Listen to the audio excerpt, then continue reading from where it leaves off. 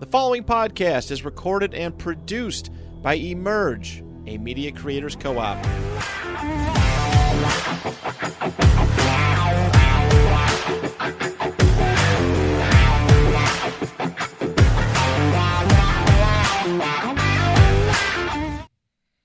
Hello, everybody, and welcome to the TrapNerd Sports podcast.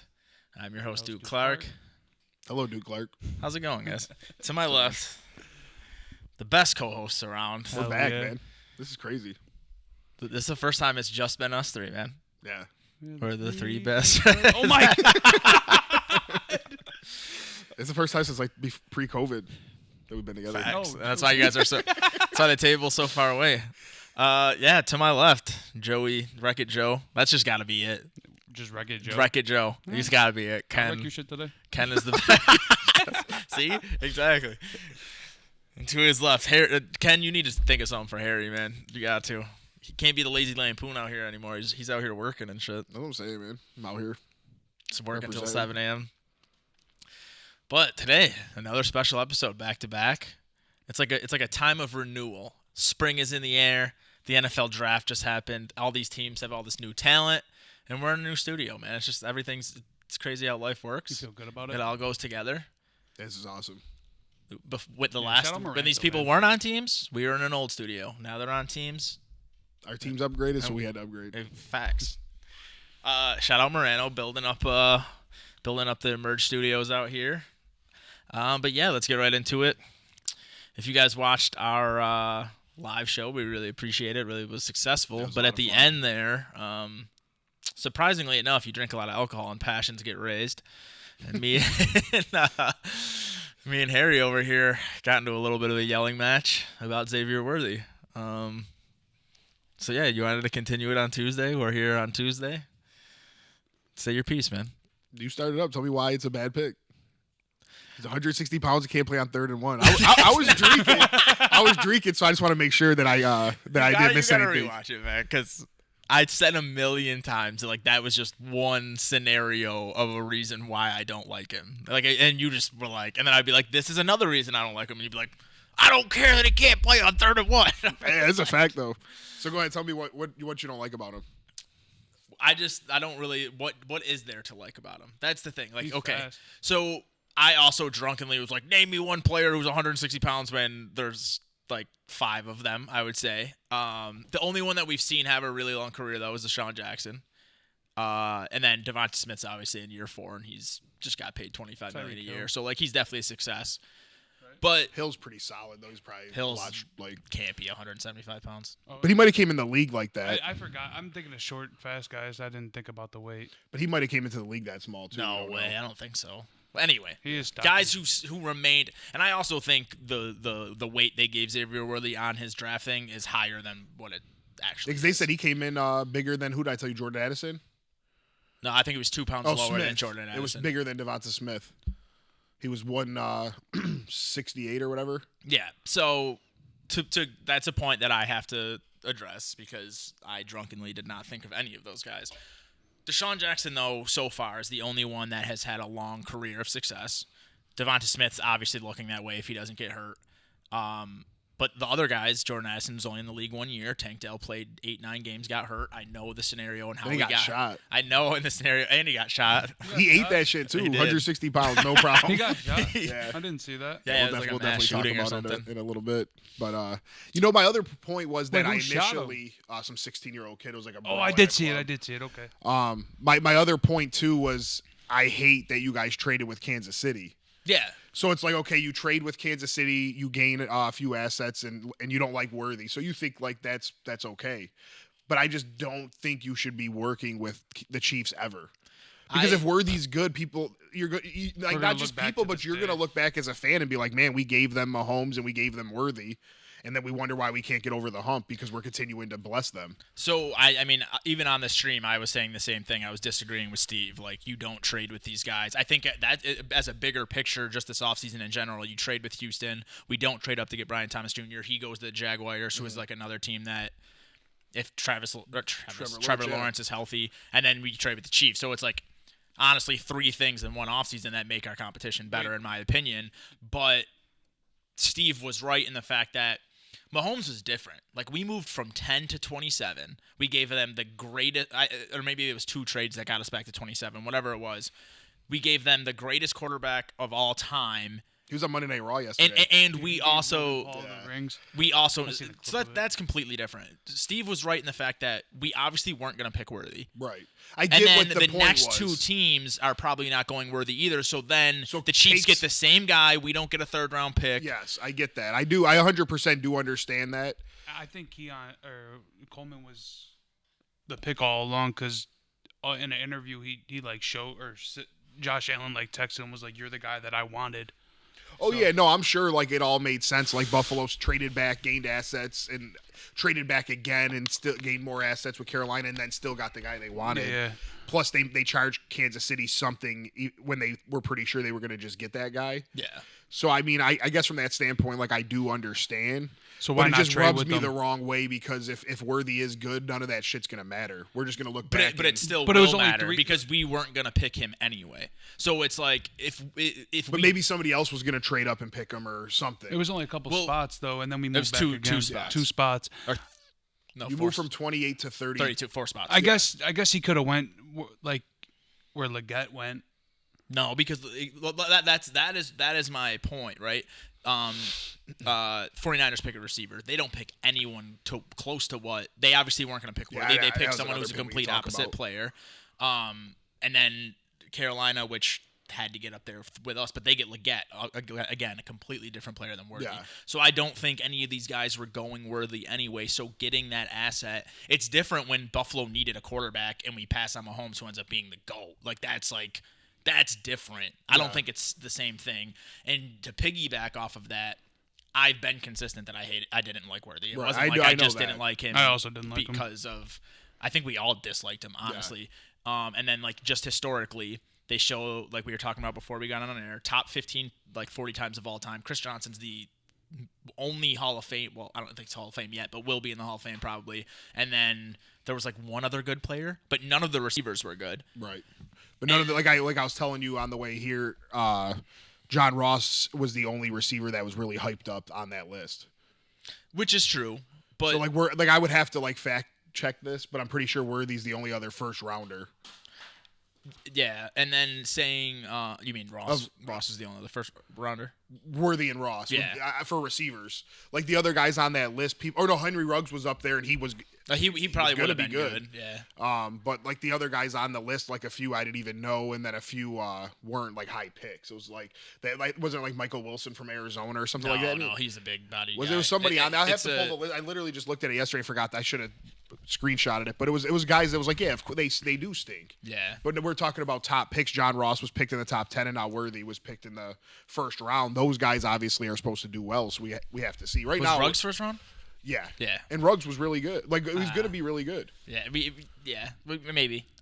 He's definitely not worth putting on a list and saying He's he bad. was a bust. Yeah. I think he was coming into his own with Vegas. Vegas did the right things, but Yeah. And then the other main point was the size thing, which I've also been pretty steadfast on not liking those guys, and the Bills don't like those guys. Yeah. Obviously. Well, we already have. He didn't fit what we needed. Well, so Harry did make a good point. I wanted someone who could take the top off the defense, but that's not the only reason I wanted Worthy. I didn't want to draft a guy where that was, Brian Thomas Jr. I didn't want to draft a guy where that was his only role. Brian Thomas Jr., I think you kind of downplayed it, and that was the only reason I wanted to draft him, but that wasn't. I wanted that, obviously, but I think Brian Thomas Jr. could do everything you want out of wide receiver one. There was no way I wanted to trade up for a guy who his only role was to take the top off the defense, because I think you could get a guy like A.D. Mitchell, and even if he doesn't develop into anything, he'll at least be big, strong, and fast. And just the final point where with the size guys, maybe I'm wrong. Maybe this is just a new. I used to be wrong about the toolsy quarterbacks. I never wanted to draft toolsy quarterbacks, and now that's all I want to do. Because back in the day, you couldn't coach those guys up. They always ended up sucking, and now they're really good. Anthony Richardson 10 years ago, I'd been never draft that guy. But with the way quarterback coaching has come along, now those are my favorite guys. So maybe small wide receivers are the future, but I don't care why Tank Dell got hurt. He got hurt. He played 8 games. He was very good. He still got hurt. And the guys, I just think it has to matter. That was one of my points on the pod. it does have to matter. If he got hurt because he like went across the middle and some dude lit him up, and he just couldn't take that type of hit, like absolutely, I'm 100% on board. But like they have him in on that was my main argument too. Was like you want guys that can be in on 3rd and 1 and 3rd and short. So Houston has this guy in a goal line situation when he shouldn't be in. Not for nothing. What was Tank Della's 2nd and 3rd round pick? Yeah. So my point to that was 1st round. Like, yeah, I want a guy who I can have in any scenario. Which that's 100% fair, but it just that really where I did get passionate the other night is like, are you gonna let's say Worthy is gonna be really good and he already is impacting the game. He has 2 catches for 80 yards and 2 touchdowns or whatever, 1 catch for 70. And I conceded that point. So like I just don't think he's that guy. And then so to me, what's wrong with Andy Reid taking him off the field and bringing in Bell and Noah Gray and getting physical and just getting the first down? Like, I'm pretty sure Kansas City was number 1 in the league at 3rd and 1s. Like, I don't think it matters if. Yeah, I mean that was my main argument. Like all your other points, like why the Bills traded, I'm fine with that. I get it. If they were sold on Kansas City was going to get him anyways, that's cool. You already didn't like Worthy as a prospect, but it really is just the 3rd and 1 and why Tank Dell got hurt that I feel like is needed to be addressed.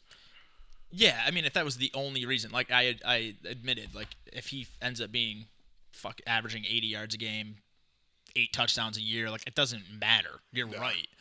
I mean, the Bills brought Diggs off the field a lot of times last year on 3rd and shorts. We were just taking Diggs off the field because he was being ass in general. Yeah, but let's just say he wasn't though. Like I don't think we do. There's no reason for him to be out there though because A, you're risking injury, and B, he's not like impacting the game. But I have to push back at that though because 3rd and 1 it's not like the NFL in 1980. It's like 3rd and 1 you're running the ball. Like that's not what's happening. Like people, I mean, when you have Pacheco, you have a bruising running back. Sure, maybe you can sell your hand a little bit more, but like the threat of the pass on 3rd and 1 is still a relevant thing, and I don't think if Stephon Diggs was being as consistent as he was in years past, we would take him off the field. I mean, they might not have, but even think about like defenses saying, okay, they have Josh Allen, it's 3rd and 1, and Diggs is off the field. They're gonna run. You can run a play action and make a play to Knox or Kincaid. Like there's still other ways to be creative where I don't think that should matter as much. Obviously, you have your own opinion, but I don't think if me and you were running a team and we both liked Worthy and we were like, you know what, we really want to take this guy, but you were like, man, I just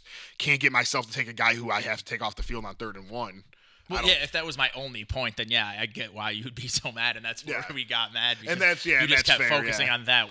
Like, and I admit it. If he has 5 catches, 160 yards, that 3rd and 1 does not matter. 100%, he was worth a 1st-round pick. Like, if that's who he becomes, then he's worth the pick.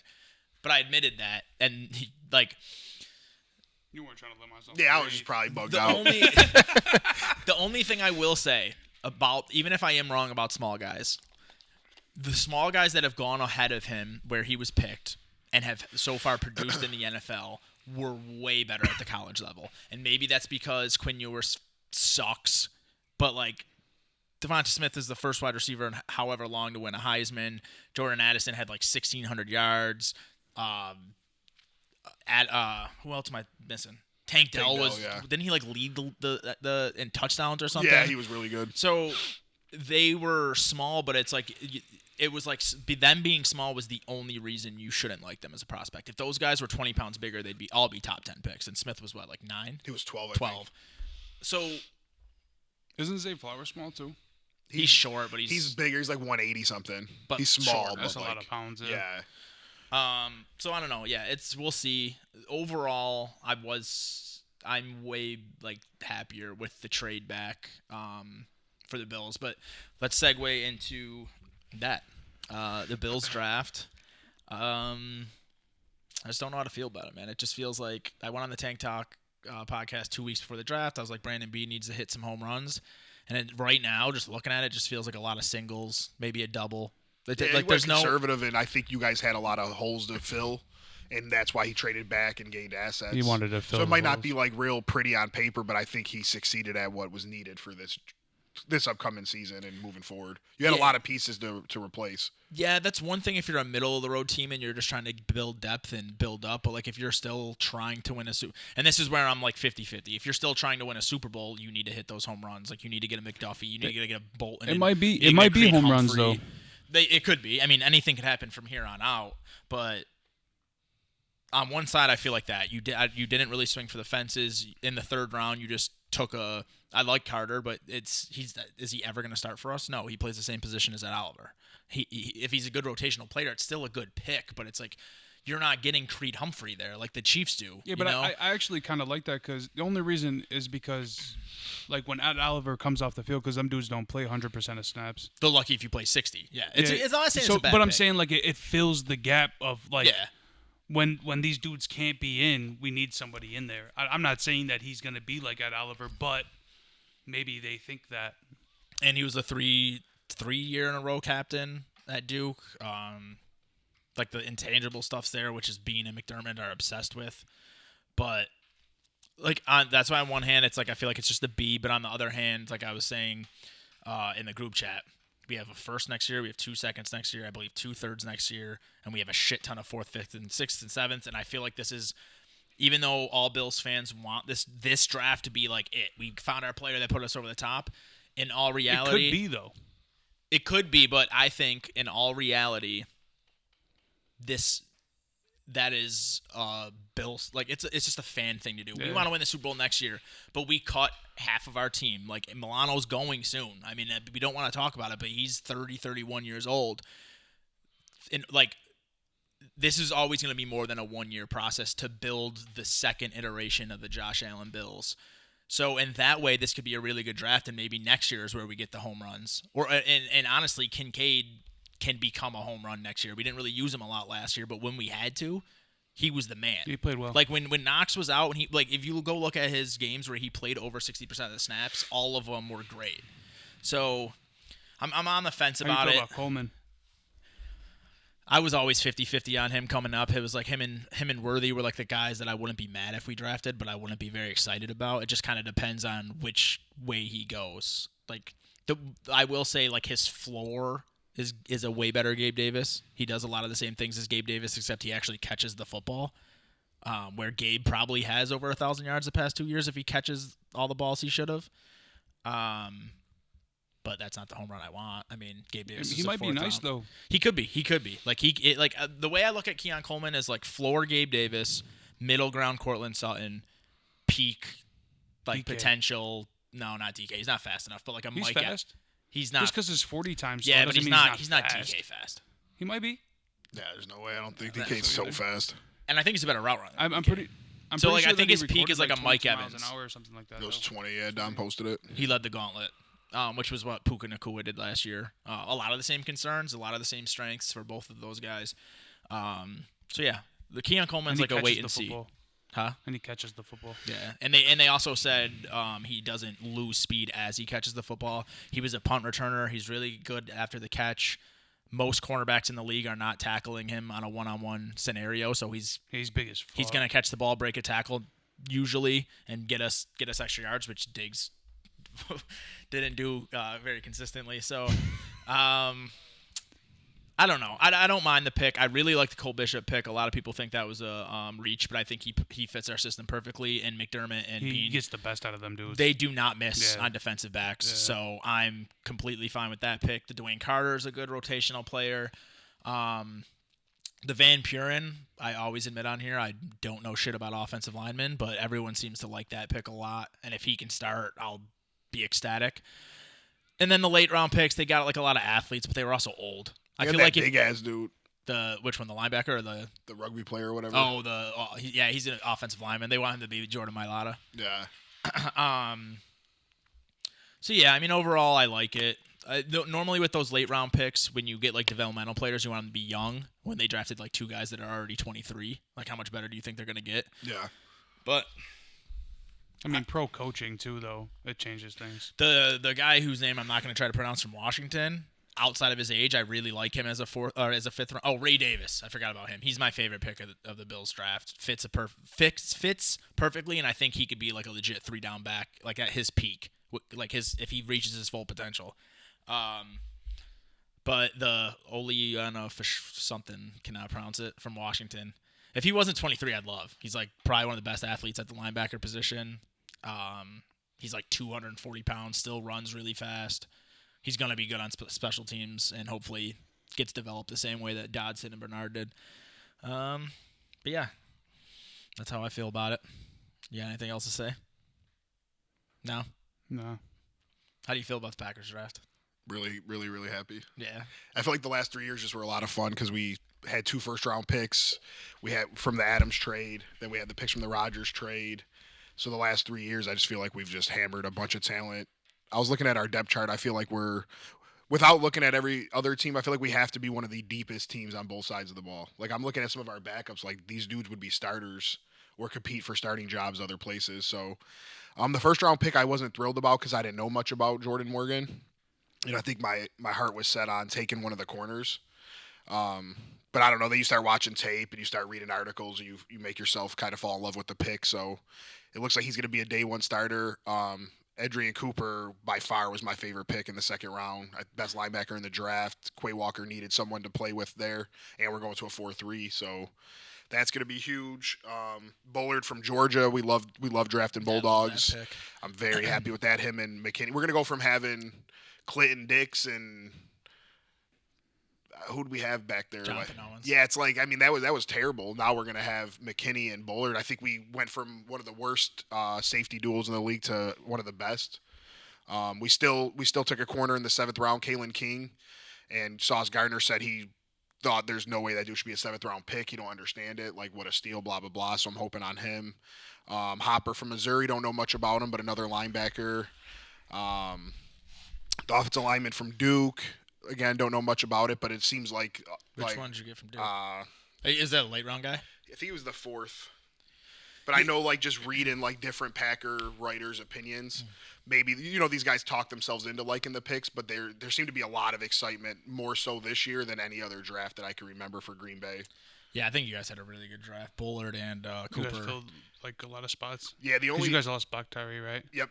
The only sucky thing for us is that NFC North also had a great draft, like, as a whole, and, like, a lot of great moves have been made, so our division's tougher. But after round 1, it seemed like the other 3 teams crushed the draft, and then day 2, day 3, you don't even hear about these other teams. You only see us making picks and, like, adding a ton of talent. Oh, and then we actually took who I think might be the best running back in the draft in Marshawn Lloyd. We have our bruisers in Jacobs and Dillon, and now we bring in Lloyd, who's just going to is a perfect change of pace guy, third down back. Yeah, so another, like, I kind of forgot with the Bills thing. It's like it wasn't even the players that we picked; it was kind of the players that we didn't pick that kind of made me mad. Like, I really loved Malik Washington throughout the whole process, and we just passed on him so many times just for him to go to the Dolphins. I'm trying to. Mason McCormick, the guy that went to the Steelers. Like, he was a guy I really loved, and I think he could start over David Edwards tomorrow. But instead, he goes to the Steelers. It was the guys we missed that made me, like, kind of dislike the draft a little bit. Yeah. And obviously, they didn't like Brian Thomas Jr. that much because we saw, I forgot what trade it was, where it was didn't take much. It was a third. It was like he a 4th and a 5th. 5th. Right? 23rd. 23rd, yeah. I think you guys, you were locked in on Keon Coleman. That's what I'm thinking. And then gained assets with So, it. I mean, like hopefully, in a dream world, they're way more right than I am, and Keon Coleman's as good or better than Brian Thomas, and we got him at 33. That will be amazing, and it could happen. Nah, I talked myself into it already. I'm not talking myself into it. Like, if I could go back in time and convince Bean to fucking trade a 3rd and a 4th or a 4th and a 5th to move up 6 spots and get Brian Thomas Jr., I'm doing it. Right. Like, I'm doing it. Whatever. Jacob Monk is the offensive lineman from Duke. But the pick that I forgot about was our 4th round pick at 111, Evan Williams, safety from Bourbon. Evan Williams, yeah. That pick I'm actually really excited about. I like Bourbon.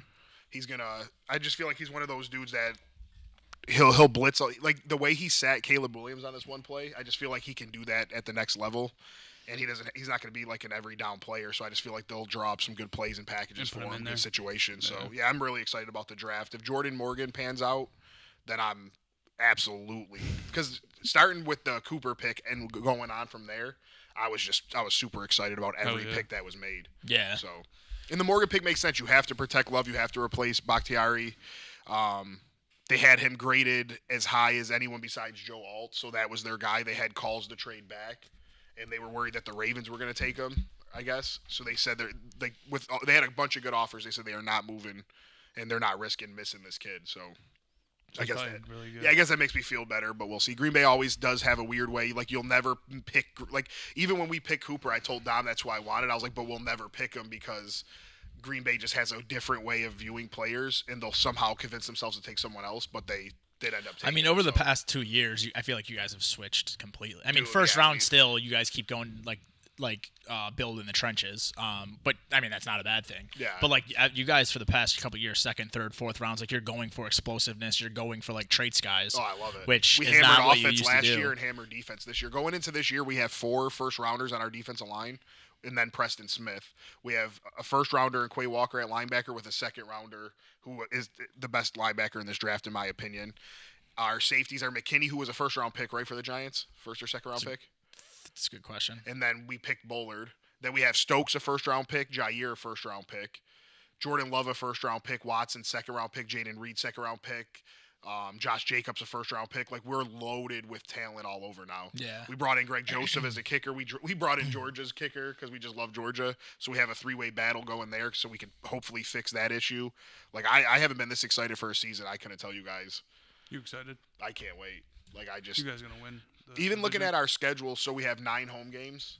And one of our 8 road games, instead of going to Philly, is going to be week 1 in Brazil, which is supposed to be Packer country. So now that turned into a home game instead of playing in front of Philly's crazy fans. Probably because you have the same colors. That's probably We have about the Texans at home. We have the Colts at home. We have the 49ers at home. Like, I feel like everything is falling perfectly for us if Green Bay stays healthy. Like, I believe we can go or win the Super Bowl this year. Like, I feel like we can finally take San Fran down. I know we could take Detroit, Dallas down, and we'll see what happens with Philly week 1, like how we match up with them. But yeah, I'm really excited. As long as Love's putting in the work and like grows and doesn't take a step back, we've seen that before. Too, yeah. Trevor Lawrence just had an MVP type season, and then last year like sucked. Like, you just don't know what these guys are going to do. Herbert had one of the best rookie seasons ever, and he seems like he's going down as the years go on. So, but yeah, I'm pumped up. Yeah, I mean, I told you like this draft itself didn't really do anything to excite me, but I'm so excited for the Bills, like, moving forward. I'm good with the slow burn. I'm not like a lot of these fans who just expect it every year. I'm very excited. Like, before I was thinking, okay, we get these assets, use it to trade up to get Brian Thomas. But like after he went, I think they did what they had to do to set themselves up for the future. And as high as I am on Kincaid and Shakir, like, I do think they legit develop into weapons. I'm so excited, like, not for this year particularly, but moving forward. Yeah, I mean, we have Josh Allen. Like, if something could roll out in a weird way, and even though this is the year that we're probably the lowest on the totem pole in the AFC, we can find a way to win the Super Bowl maybe, and I'm gonna root for it. But right now, just thinking about it from a logical standpoint, like, moving forward the next 2-3 years with how many assets we have, like, we're doing it perfectly in the sense of, okay, we have to pay our quarterback a lot of money. We need to find these guys in the draft, and to give it and to have as many picks as we had this year, how many picks we have next year from the trades that we made. Like, I do think we're in a really good we're in a really good point to take advantage of, I think, the AFC's eventual collapse in the next couple of years. I mean, not collapse. Collapse is a dramatic word, but the Bengals can't keep all this talent around. Like, they're going to be going through the same thing next year that we are going through this year. They're already starting to go through it. Yeah, exactly. Like, T. Higgins might leave before the season, or maybe he's only there for one more year. Wants out. They both requested a trade on the same Trey day. Hendrickson. Yeah, so I think we're handling our downswing perfectly. Like, people are like, oh, the Super Bowl window's closed, and they're on their down. It's like, are we really, though? Because I really think we don't really have any weaknesses next year. We're missing out on some of those blue chip players, but we have all these picks to alleviate a lot of this cap stuff that we've been dealing with. Once we get off of Miller after next season, we'll have a decent amount of cap space. Like, I think we're in a really, really good position to pull off what the Saints did with Drew Brees, and build a second iteration of a team around Josh Allen and give him a Super Bowl. I'm super excited about the future. Every time I see these people talk about the Bills on TV like it's over for them, they're out of their fucking minds. Because I mean, like a lot of these teams, the Chargers have never built a roster around Herbert. The Bengals are about to see. We're about to see if you're a really good GM, or if you just got blessed because Joe Burrow got hurt one year and you got Jamar Chase. Like, we're gonna see a lot with a lot of these guys when CJ Stroud's contract comes up in a couple years. Like, are you gonna be able to keep these teams around them? And I think Bean has shown that. Besides Diggs, though, they don't have any like high-paying players. But Nico Collins is going to get a contract soon. Like, I mean, right, they're very well set up. I'm not going to take anything. Houston's very well set up for the next 3 years. Absolutely. I just think out of the teams that don't have rookie quarterbacks in the AFC, I think we're set up better than anyone. I mean, the Chiefs obviously because they have Mahomes, they're the 3-time champions, whatever. But like the people who are chasing the Chiefs, the people chasing the Chiefs, I think the Bills are in the best. Not for next year, but 2 years from now, 3 years from now, 4 years from now. Kelsey's deal. He sounded like a 2-year deal. To make him the highest paid tight end. Yeah. It's his last big contract. That's cool for him. But I'm happy for Josh Allen, like moving forward, because we've seen the growth Mahomes had when Tyreek Hill left.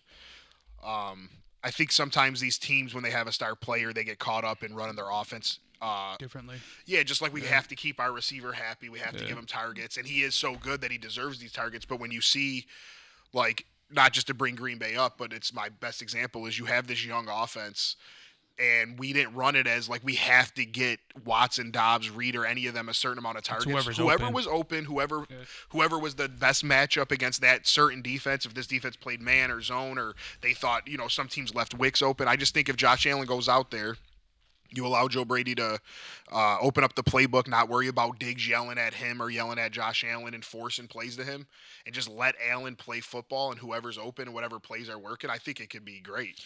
Yeah, I mean, I absolutely agree. I mean, I wish Steve was here because we kind of see differently on this aspect, but it's a more well-balanced offense. It's like, obviously, Jordan Love isn't, or maybe he will be, but at this point, Jordan Love isn't Aaron Rodgers, and none of your receivers on your team are Devontae Adams, but when you're not fucking obsessing over making them the entire offense, you can do things that you couldn't do before. And even with Joe Brady, He was taking Diggs off the field a lot more than usual, but he still was doing a lot to appease him. I mean, he had twice as many targets as Khalil Shakir and like 50 less yards. The production wasn't there because it was forced. Almost. Yeah. So, in that aspect, I absolutely Low-key might be a blessing that we lost Diggs. It really can be. And we got out of it at the right time, man. I mean, like, this is what Bill Belichick was a master at. You get out a year too early, it's fine. If Diggs goes out next year and gets 1,400 yards and it's like, oh, we should have kept him next year, but then the year after that he only has 700 because he's fucking 32. Yeah. Fuck it. We got a year too early, but at least it wasn't a year too late. You know what I mean?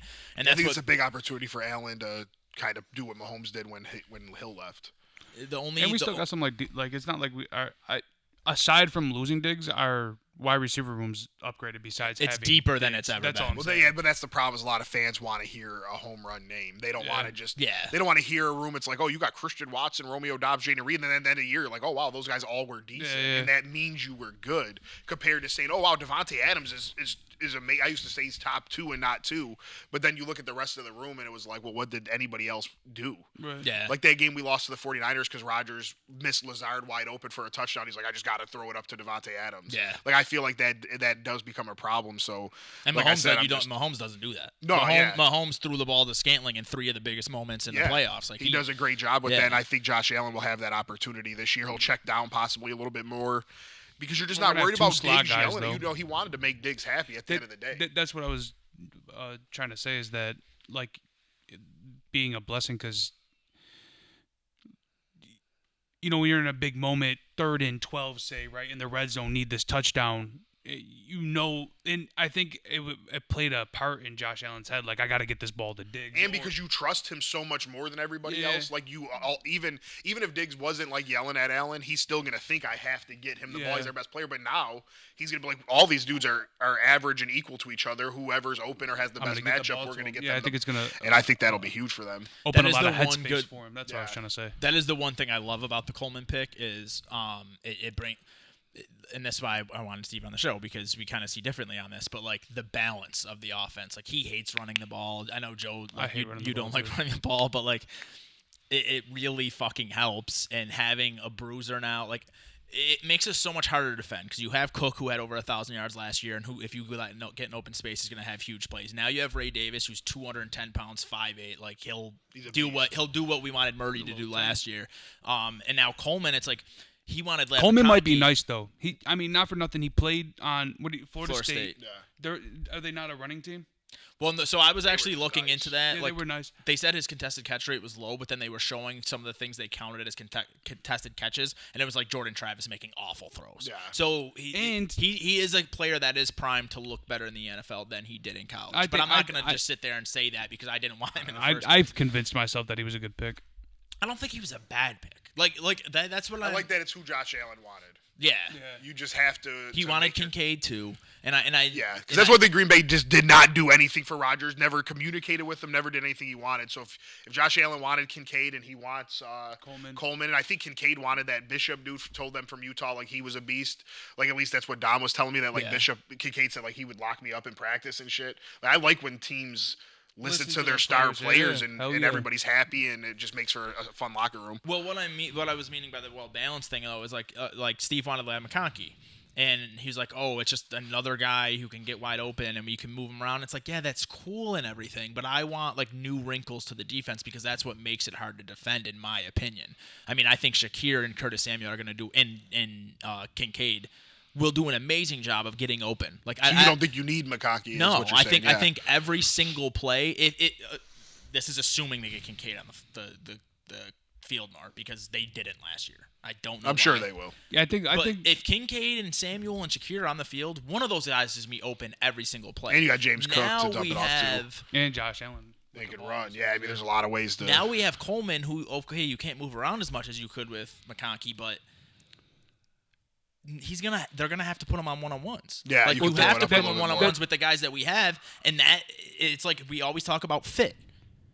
Would Coleman be great on every team? Maybe not, but he's gonna get one-on-ones galore because we have three wide open artists. Like we have three guys who attack zones and find the soft spot on zones. If you have to leave Coleman one-on-one because those guys are playing so well, then Coleman's going to be the best pick of the draft, right? Yeah. Like, he's going to be one-on-one. How many cornerbacks are going to be able to jump with a 6'3" former basketball player? He catches shit, too. I was watching. He played D1 basketball. He catches shit. He played D1 basketball. Like, you put a 5'11" corner on that dude, and it's one-on-one. Good night. It's a touchdown. And we have, and I think maybe that was part of the pick, we have three guys who we know are going to take the pressure off of him and maybe put him in those positions to succeed. Yeah, Coleman could have a game where he's got 2 catches for 10 yards, but both his of them are presence, touchdowns. not even that, his presence of like them being so worried about him being one-on-one because of his size, maybe they're doubling him or worried about him and it's leaving Shakir with a linebacker. Or just that's the thing that you need, like you were talking about with the balance, is just being able to create nightmare matchups versus any type of defense. Yeah. Like there's a defense that like is going to focus on Coleman, so you guys are going to have to like dink and dunk up the field. That's fine. Then you're going to have the defenses that are like, okay, we're going to stop everything underneath, and then you can get those one-on-ones and jump balls to Coleman. So I mean, I definitely Which we lost do like on that. A fucking jump ball. That's what we lost on in the run-in conversation with you and Steve is like I was in the middle of it because I'm with you. I love running the ball and being balanced. I do. But I hated running the ball with Latavius Murray, Damian Harris, Ty Johnson, or whatever his name is. Like that to me is like now we're taking the ball out of Allen's hands. I agree with that. To give the ball to bums. Yeah. No offense to Latavius and those guys, they're not good. But now Latavius was good. Let's say that. Like he was like, old. what was He's he old. gonna do? He's old. Right? Yeah. So that's the problem. But that's the problem. He's not good on Buffalo. Yeah. I'm not talking about Oakland Latavius jumping over the fucking goal line. He was one of the best goal line backs, but he wasn't gonna get the job done. You know what I mean? You're taking James Cook off the field and Josh Allen. You're taking the ball out of his hands. Well, the reason now you I'm draft excited this kid from Kentucky. Now you have 2 running backs who are capable of running the football. It makes sense to run the football. Well, the reason I'm excited is because obviously Joe Brady was trying to force the run a little bit sometimes. But the way Ty Johnson looked the last 3 games of the year, and then in the playoff game, like I think Ray Davis is a lot more talented than Ty Johnson. Ty Johnson's a great pass catcher. If Ty Johnson, but he was a bruiser. Like if you watch that Chiefs game, man, he was like hitting holes and shit. It's like if Ty Johnson could do that in Joe Brady's system, what can Ray Davis do? Right. If I agree. Because Ty Johnson's not a good runner. Yeah. So. They were throwing him like a lot of wheel routes and shit too. Yeah, like that's why you guys kept him or whatever. I'm sure he'll still have. I think he played special teams too. He'll still have a role on the team. Big this year. But yeah, I think Steve's main point is we're running the ball and not having like enough success with it. Or one thing that I hate that teams do is like you run the ball. Now it's 2nd and 8. You run the ball. It's 3rd and 6. Now you have to pass the ball. It's just easy to defend when you know what's coming. Obviously need to do it in a way that's not predictable. Yeah, that's what I hate about it. With it. But the thing is, like, and what really pissed me off, which I said in that thing, is what Joe Brady does is where he'll run the shit out of the ball and then won't take advantage of that in the play action. That Chiefs game, he ran the ball 8 times in a row, and it was amazing. Like, we got like 4 first downs. They were averaging 6 yards a carry. And then you do a pass out of the shotgun, and you don't even use the play action. It's like, well, now these guys are creeping up trying to stop a run. You have Josh Allen, like, get him that and we saw like when Flacco was on the Ravens, like that's what they would do. They would run the fuck out of the ball, and then Flacco was like one of the best play action passers of all time. That part just annoyed me. Yeah, I do hate that too. Like a team will run the ball 8 times in a row and then come out with 3 straight passes and punt or kick a field goal. Yeah. Or not, or like you said, not even use a play action. Just come out in 3 legit passing formations and passing plays. So, yeah, I mean, we'll see what happens. I'm excited.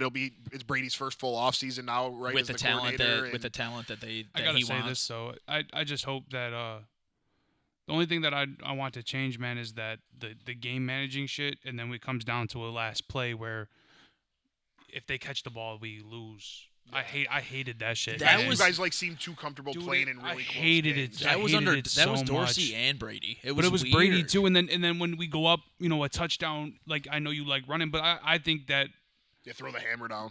Throw the hammer down. It all depends on game plan. Like I mean, the Jets game you had to run. The Jets game you had to run. Like there's no arguing. We passed the ball. We almost lost to Tyrod and the Giants. Like that shit was like.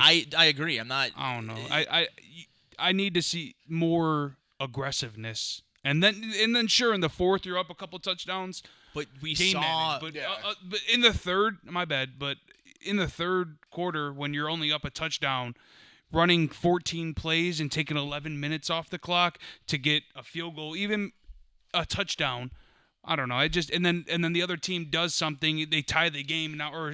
I hate it, dude. I hate it. Every game is obviously different, and that's something that we also need to see moving forward. I felt like the Bills didn't adjust per game. Like they didn't have game plans per game. It was like they wanted to do the same thing every game. So I agree with that. But like the Jets game, for instance, if we run the ball in that game, we win.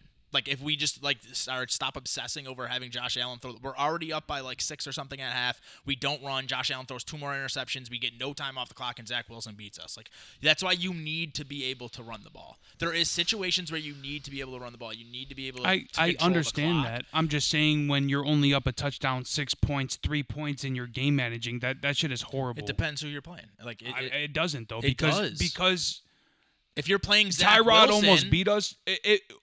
If you're playing Zach Wilson, the time being on the clock. If you're playing Zach Wilson, the time if you want them to hold the ball as least as possible. You just want to run the ball. You don't want to turn the ball over. You'll take 3 points every time. Now the Buccaneers game where we kept it close, that was ridiculous. We came out and we were up 7 and we score and we're up 14 and then we did what you said and then we ended up winning by like 4 points or whatever. They had like a Hail Mary attempt. Yeah, that was absolutely ridiculous and I agree with you. But that's why every game needs its own game plan because Baker Mayfield actually can mount a comeback. You can't just sit on a 14-point lead. But if you're up by 6 on Zach Wilson, I don't care if you average 3 yards a carry. Yeah, you need to get down. I see what you're saying. First down, go down, get a first 9-point lead and go get a field goal because Zach Wilson can't beat you. And we ended up losing because Josh Allen throws an interception. They get within 1 score, then they tie the game, and then we lose on a stupid fucking punt return. And it's like so every game does need a different game plan, and you need to be able to adjust. You need to be able to adjust and execute multiple game plans so you're not easy to beat. And we saw that with the Chiefs. But I'm saying I don't. Pacheco being able to get first downs at will in the playoffs and at the end of the year was a big reason they won the Super Bowl. I just feel like Joe Brady got real comfortable a lot of times with the league. I agree. I think he might have been scared they both too, like a little nervous his first few games. He didn't want to be the reason, and McDermott be like, "Why didn't you just run the ball, or why didn't you do this?" So I think that we'll see a lot this year. And now we that didn't they have the talent for his system. Yeah, now he has his talent. He has an off season. He could work more with Josh Allen, work more with gaining McDermott's trust. I think a lot of that'll change. But I mean, I am with you, Joe. Like McCarthy used to lose us so many games because we were up 20-7 versus the Seahawks in the NFC Championship game with like 3 minutes left and found a way to lose. You just can't be. He's like prevent defense and running the ball on offense. You can't do that against good teams. Yeah, you just can't. We literally got to a prevent defense when our defense was locking them up. Wilson walked down the field and scored. Then we're running the ball 3 plays in a row, which Rodgers was a little hurt that game. But it's just one of many games I can promise you McCarthy lost, or whoever was calling the plays lost the game. I'm with you, man. You got Aaron Rodgers. You're like, we're just going to keep running to Eddie Lacy against the Legion just of Boom. Put them out. Yeah. Make it so At they least can't try come to put back. them out. Yeah, if that's you all. don't, then God bless. Even if you want to run, like, just don't go run, pass, punt. I agree. I agree with run, pass, punt. It's so fucking especially when annoying. it's a short pass too on like 3rd and 9. God, you're just like checking down and getting tackled. You need as much as I say run the ball, like you need to pass the ball on first down sometimes so they don't know the run's coming. You need to pass the ball on second sometimes because you don't. I'm not saying like I agree with that. Like I hate predictability at the end of the day is my least favorite thing in an offense. If you're doing that, it pisses me off too. If you're just running and then you're setting Josh Allen up with 3rd and 7 and then getting mad he gets one play to make yeah, but, I agree with that. Think about 100%. the Chiefs-Ravens AFC Championship game. The Chiefs didn't score on like I don't know, 10 straight possessions. They were just going 3 and out. They were literally coming out, running the ball 2 or 3 times, getting into 3rd and long. They almost lost. And they almost lost, but luckily their defense was really obviously great last year because that was usually you don't see that from Andy Reid and Mahomes. Right. And I get it, Baltimore's defense was nasty, so I do understand it. But yeah, that was a perfect example. Like they had to win 17-10 or whatever because they wouldn't let Mahomes deliver the knockout punch. He walked down the field a couple times in the first half. Yeah. Play actions and things like that, but they got real conservative. And if it wasn't for the Zay Flowers fumble, and I think Lamar threw a pick or fumbled, I mean, they might lose that game because they took the ball out of Mahomes' hands. All right. Well, let's move on. I want to talk about a little bit more of the other picks in the draft. So we're not going to go through every pick, but I'm just going to pick my favorite pick and my least favorite pick from each round, and you guys could kind of chime in if you want. So favorite pick of the draft in the first round, Eagles do it again. Quinyon Mitchell, 22. I think he was the best defensive player in the draft, and he falls to them. It's unbelievable. Howie Roseman sold his soul. He not only does he get the best players every year, but it's always a position of need. Jalen Carter, they need a defensive tackle. Fletcher Cox is getting old. Jalen Carter falls to fucking 9. Yeah, and then they need a cornerback desperately. Their cornerbacks are either terrible or ancient. Quinyon Mitchell, a guy who was mocked to go in the top 10, top 15 in every mock, falls to 22, past a bunch of teams that need cornerbacks because, to tie in with my worst pick of the draft, Michael fucking Penix on a team that needs a second cornerback goes to a team who just paid a quarterback $180 million. Yeah, an older quarterback too. Like, what's he going to start when he's 28 years old? Yeah. I mean, what's the point of this? So the Eagles just get fucking blasted. Yeah, like, Michael Penix better go play receiver or something. Unbelievable. Like they should have went Quinyon Mitchell at 8, and somehow he falls 14 more spots. Eagles get this dude at 22. Didn't they have 2 picks? No, but I mean, I'm getting to them in the second round because they're my favorite pick of the second round too. Like my favorite first round pick though, I gotta say is Troy Fodenu though. It's a very good pick. The Steelers, like I thought that was great value because Aaron and them guys they all wanted offensive line and they ended up getting arguably not the best one, but maybe he could be the best. He one. was mocked. He definitely shouldn't have really went to 20. No. So I thought that was a good pick. And Terry and Arnold to Detroit. Obviously Mitchell fell. That means Arnold fell. Yeah. They traded up and grabbed him. So those are a few of my favorite picks as well. Yeah, the Michael Penix thing. I really don't understand it. Like I made sure to go and like think about it when I wasn't drunk anymore, and it makes no fucking sense. Yeah. Like we weren't the only ones drunk on draft night. The Falcons must have been playing a drinking game too because that is ridiculous. Yeah, they picked out of a hat and thought it would be funny to add Michael Penix's name or something. Yeah, and even the logic the guy gives, like he got yelled at by Arthur Blank. I don't know if you guys saw the video. No, Arthur what happened? Blank like goes over him. He's not screaming or anything because he's on camera, but like he's obviously being like, "What the fuck are you doing?" Yeah. And then because even Denver taking Bo Nix is like ass, but like it makes sense. They didn't trade. They just went and got their quarterback, and they have no quarterback. Yeah. Atlanta's sitting at 8 with a bunch of talent on the board, just paid Kirk Cousins a bunch of money instead of getting him and Duze or beefing up the defense like you took Michael Penix. Yeah, and then you go and for 3 reasons it's dumb. One, you just paid a guy $180 million, and you can't get out of his contract for at least 3 years. And even at that 4th year, I think they lose $10 million in the cap. 2, if you're gonna just say fuck next year, let's draft our quarterback of the future, you take the guy who's 23 years old. Now, Penix might be a better player than J.J. McCarthy. Is he a better player to sit for 3 years than J.J. McCarthy? Like, right. J.J. McCarthy would have been 24 making his first start in a similar fashion as Jordan Love. This dude will literally be 27, assuming he's good enough to take the job in year 4 of Kirk Cousins' contract and his contract. 3, you liken it to Jordan Love and the Packers. It's not the fucking same. Jordan Love was the 32nd pick, right? Or 31st pick? We traded up to like 25 or something. Late first round pick. Yeah. Rodgers was already on the team. It's not like you guys signed him as a free agent. Like, and I still think, I mean, it's not. And Rodgers was playing games. It's weird because Jordan Love, you obviously cannot call Jordan Love a bad pick because he's good. Like, I mean, that Michael Penix Jr. might be that's good, the though. way to this not looking bad either. But do the Packers win another Super Bowl if they take someone else? It's very possible. They're taking Higgins or Pittman or somebody like that. They are undoubtedly in a better position now because they picked Jordan Love. But yeah, you're happy as a fan you have now. A second Super Bowl under Aaron Rodgers if he has T. Higgins and Devontae Adams, or Michael Pittman Jr. and Devontae Adams, or one of those guys? Could have traded up and got Jefferson or Ayuk or somebody instead of trading up for Love. So, I mean, we can't really say anything about the Packers because we don't know what would happen, but I don't see a world where this is a good pick. Like, Michael Penix, literally, if he doesn't win a Super Bowl, this is the worst. I don't care if he's good. I don't care if he comes in and has 7 good years because he's only going to pay for 7 years. Yeah, that's the crazy part. Like, if he does not win a Super Bowl, it was a terrible fucking pick. What do you mean he's only going to play for 7 years? He'll be 27 years old by the time he starts. 26, 27 years old. Yeah, I mean, Kirk coming off an injury, though, he might. Kirk, I mean, is 27 or 37 coming off an injury. Yeah, if that's the case, then they still wasted all that money then. No, so I agree. Either way, they did something wrong. They definitely did something wrong. Yeah, I mean, if you knew you were going to go get a quarterback in the draft at a high pick, why sign exactly. Kirk? That's what I can't understand. Or why not do something like the Packers did? Draft Penix, but trade up. And if he's gone, then he's gone. Yeah, then you go get a quarterback next year. You act like you don't have 3 years to figure this out. How long did they pay Kirk for? They gave him 180, I believe, and I believe they have no out until the 3rd year. I mean, I didn't look into that, but I know a lot of his contract is guaranteed. They might have just wanted a good backup. Yeah, dude, their defense was solid though. Did they lose? Yeah, anyone? but you add Quinyon Mitchell to fucking I'm just, AJ Terrell, or you add Jared Verse or Dallas Turner or Byron Murphy. I also think that if you on offense, if you want Michael Penix Jr., they should have traded back, at least.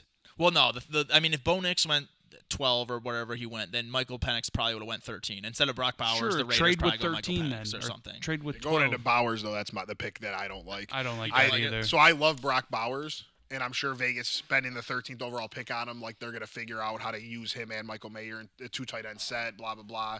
He was probably the best talent available.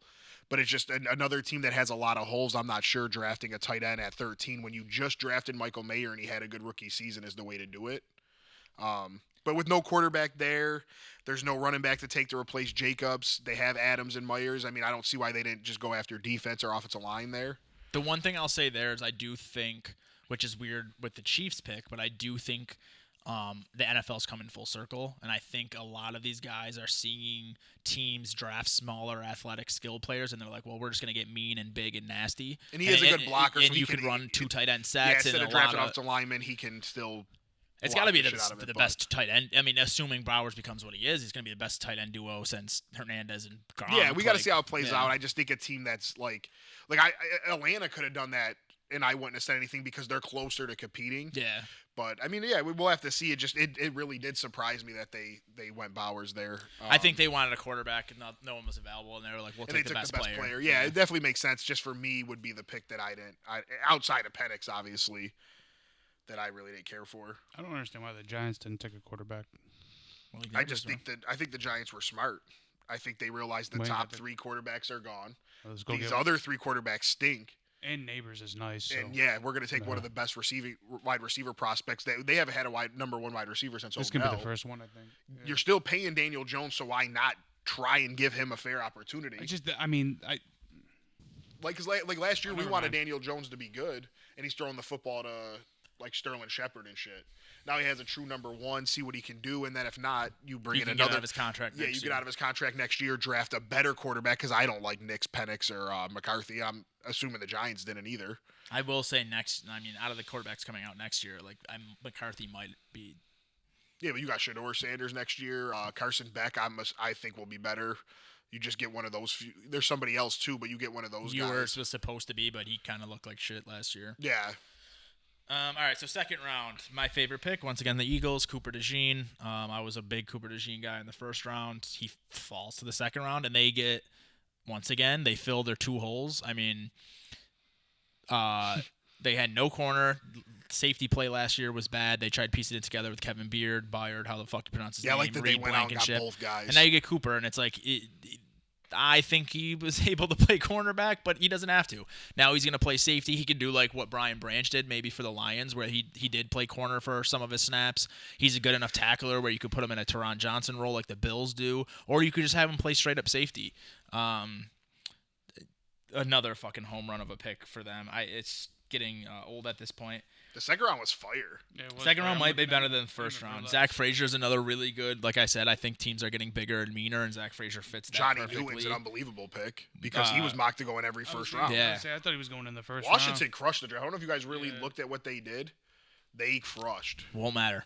It If probably Jaden won't. Daniels isn't better than Drake May, it But does yeah, not matter. they did really well. But yeah, Johnny Newton's a great pick.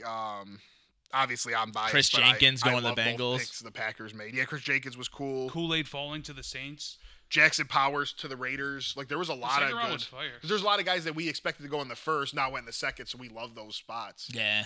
Um, But Yeah. it was funny. So we had the most quarterbacks ever in the first round going in the first 12 picks. Then we had the most offensive players drafted in a row and the least defensive picks in the first round. And then the second round had the most defensive picks in a second round ever. oh wow, yeah, it was an like interesting 21 draft. defensive packs. Look at the Chiefs or though; they defensive were players. mocked to get that Kingsley dude in the first round at 32, and they got him at 63. Like that's unbelievable. I love what the Lions did because you talk about what the Eagles did. They got Mitchell and DeJean, which we like those guys better, but the Lions got Arnold and Rackstraw or whatever from Missouri. Both those teams got four of the best corners. Yeah, in so the next first year rounds. they're gonna have Carlton Davis, Rackstraw, and Arnold. Like that's really good. Yeah, and they have Rackstraw's the Brian man who Branch. signed this kid's autograph in Missouri, and as he was running away, he said, "Don't ever give up on your dreams." They told me I couldn't make it, and then they showed him like getting drafted and shit. That shit was fire. fire. I love seeing stuff like that. Did you see Ray Davis' story? No. So he was in like at 8 years old or something. He was a ward of the state in California, and then he was homeless. He was like homeless in San Francisco, and then he was in a foster home with two. He has 14 brothers and sisters. He was living with two of them, and now Those just parents were NFL just player. Getting after it. I don't know how. that worked. That Yeah, shit- They were But- just pumping kids Harry out. said, "I wonder what their bed looked like." yeah. So That shit's crazy. No, it's cool though to see stories like that when people go through like horrible situations that that you don't think they can get out of. Had a story like that, and now they said they said that he runs like That's he why hates he the runs ground. like that, for real. That's why he runs like that. What pick jumps out at you that you like? That you don't really. I mean, because even Adonai Mitchell fell a bit. Like I feel. Adonai Mitchell, there I love. Like as a first rounder, I wasn't sold on him, but and I was telling I think Tank the Chargers this. went and moved up and got McConkey too. Everything. I like all these 'Cause picks. they- The I second thought rounds. they This were is going to be gonna one of the go second Neighbors. best, the best second rounds of all time. I got thought they it. were gonna go Neighbors at pick 5. Yeah. They were pick 5. They went Joe Alt. They went Joe Alt, Yeah. but then got McConkey, who was Yeah, that's also cool, could have yeah. been a first round pick. I'm going to really quickly just go through this and name every person I think is going to be a starter just off the bat second round. Keon Coleman, Vlad McConkey starter. Rukaroro is my least favorite pick. Thank you. I was Yeah. I was gonna wait for you, but let's just get into They that. were drunk. They not only do I not like the pick, but they took him over Newton. And Sweat. And I You got Newton to fall is crazy, but Yeah. then you're like, nah, we're taking this guy. Like, what were they doing with their picks? They obviously have to have the worst bro, rated draft. to be able to get so in this scenario, the Falcons could have gotten Quinyon Mitchell at corner and Jerzon Newton at defensive tackle, and their Unbelievable. defense could have been like transformed next year. Yeah, maybe this guy will be better than Newton. We don't know, but it still don't make sense to me that he was mocked to go in the first round. I never even heard of this dude. He was mocked in second round. Like this is kind of where he should have went, probably later second round. But over Newton. Yeah, it surprised me, man. So we'll see with him. I Jar's like Sweat a lot too, so I got it, and I like Chris Jenkins, so I got to see how he performs. Oh, yeah, Chris up against Jenkins, too. Those other three guys that I liked a lot, Jerzon Newton starter. and Fisk. Polk starter. Sweat He starter. jumped over all of them. Fisk starter. Cooper Jean starter. Kool-Aid McKinstry starter. Lassiter starter. Max Mellon starter. Jackson Powers Johnson starter. I don't even have to keep going. Jonathan Brooks, Tyler Newman, You just Mason skipped, Smith, Cooper. Chris Jenkins. You saw that? I said Cooper. Oh, did you? I said didn't hear Cooper. I you. said I don't even have to keep going. We'll Cooper. run the tape back. I swear to God I did, but whatever. Nah, you ain't say it. Maybe I did. You Like just skipped over the best pick of the fucking round. You heard? I like the Bengals pick too. That Jenkins. I That's love what we were that. saying. Oh, like, yeah. these dudes drafted that defensive tackle over all them guys. Bro, Zach Frazier, Adonai Mitchell. Ben Sinnott I didn't really like. Dude, Mike that's Hall. a great. He's the second best tight end.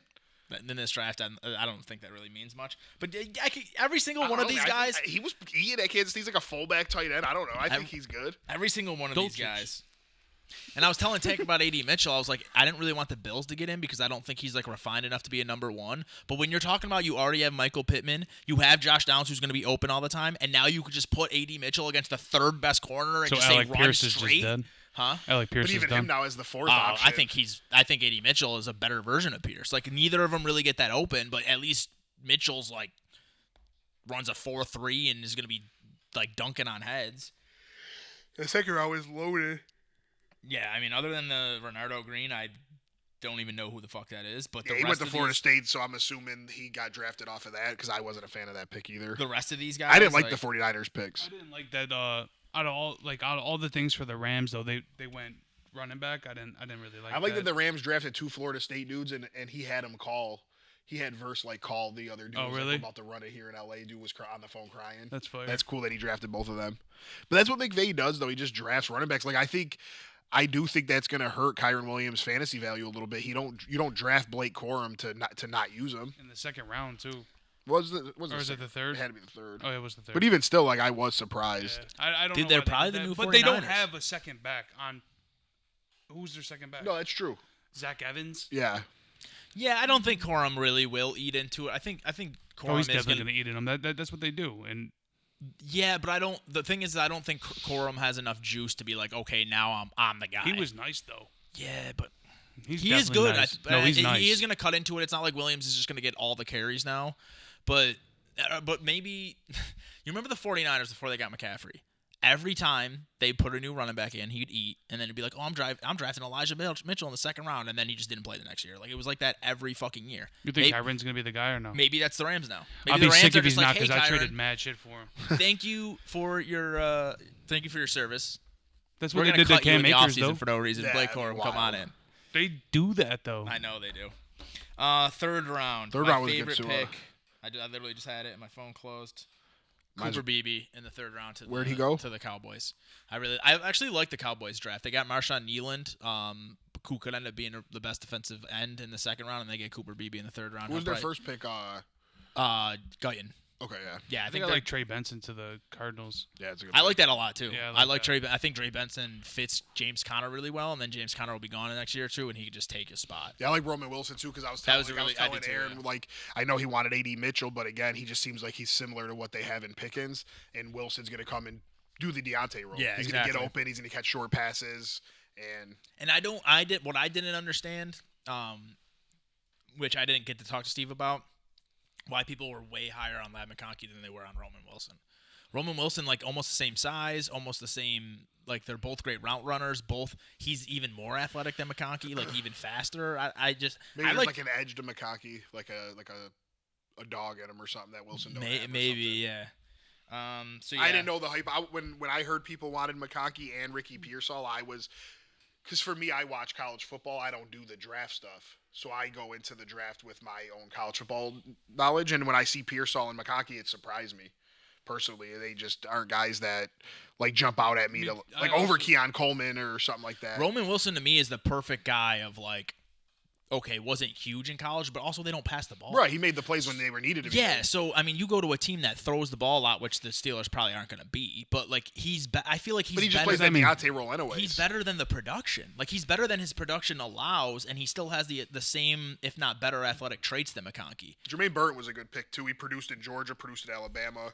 Yeah, but apparently he's a fucking nutcase, like beyond. Well, I'm beyond, sure that's why he beyond fell, what like too. Pickens and them are. Like apparently he's like. Well, Jamar Chase just chokes him up. Chokes him against the wall. It's his lip. I don't know if you could beat up a guy named Jermaine Burton. He sounds like a guy. That sounds like a guy who like will put the paws on you. You know what I mean? But Like, hopefully he just realizes like, man, I got a chance to play with Joe Burrow, Jamar Chase, possibly T Higgins if he stays. Did they take any offensive linemen? yeah, they took what's the name in the first in the round? first round, right? Mims. Mims, yeah. Oh, yeah, Mims. That dude's a big dude. The AFC North in general just won the draft. Yeah, I they mean, hate each other. I thought the Ravens were like, okay, taking a step back. We'll get into their draft in a little bit, but I was like, everything they lost, they got TJ Tampa in the fourth round. Yeah. Like, I mean, that's my favorite fourth round pick. If you want to just jump into the next round, like I like Luke McCaffrey to Washington. Washington did everything. Dude. except for draft Drake May. Fourth But maybe round. there's a- hang on. Fourth round will be the last round because I'm not going to get into like fifth, sixth, and seventh and all that. But I love Javon Baker. Love Javon Baker. to the Patriots. I love Troy Franklin too because Bo Nix. And Troy Franklin was at one point. Yeah, at one supposed to point go in the Duke was first. on for his 35 mind. seconds of my life. 35 seconds. He No, wanted it him was at longer than 20 35 he wanted seconds. him at How long is that? 28. Yeah, I know. So now you watch him go to 102 with his college quarterback. Exactly. That's pretty cool. Yeah, Javon Baker's the man. I'll say Javon Baker. Oh, Walker went to Baltimore. Jalen Wright.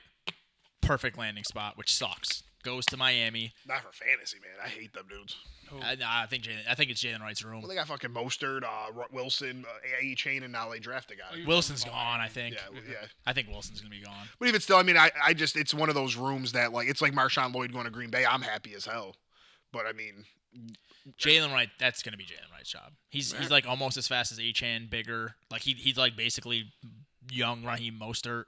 Jalen Wright's about to be a guy there, bro. Torrey Taylor, punter from Iowa to the Bears. That was supposed to be their last pick, too. Yeah. They traded up to get Billy him. was laughing. He's like, just in case Caleb's, he was messing around. I was like, Caleb doesn't do well. We got a guy that's going to punt the ball good. Did you see Caleb text him and was like, sorry, man, you're not going to be punting the ball a lot here? Oh, no, that's fire, though. That is I like mad that. funny. Will Shipley went to the Eagles. I didn't even know that. This 4th round is fire, too, man. Isaac, whatever, from Louisville. He was one of my favorite running backs. He went to San Fran. That was probably their best pick. Jared Wiley. I got it. My cousin Michael told me something that makes him the worst pick of the draft. He's number 12, tight end. What? He's wearing number 12. Wait, who? Jared Wiley, the tight end that Kansas City drafted. You can't be a tight end and wear Actually, 12. I know. That's why Waller sucked last year.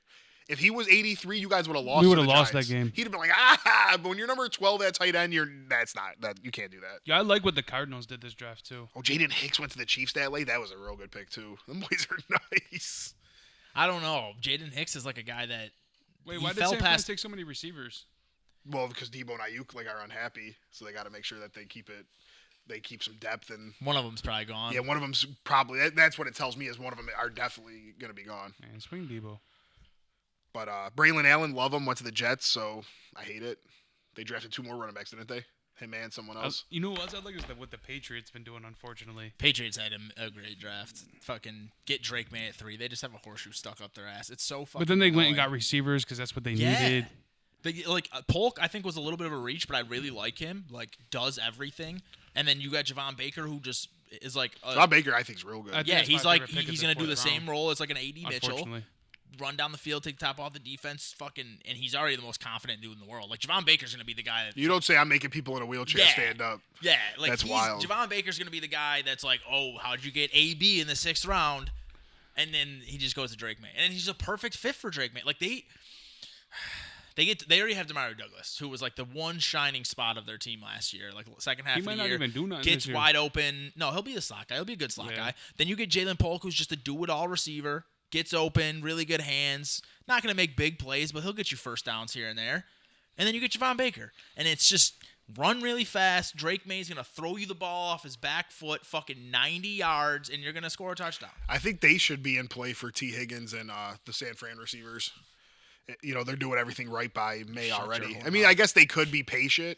They don't have to give up I mean, they're assets. building But now. I feel like if they want to give him a good starting opportunity, because I feel like that's what a lot of organizations do is they draft these quarterbacks and like Mac Jones. We can all say he sucks. He probably does, but we didn't know by what got him he got Juju. to play.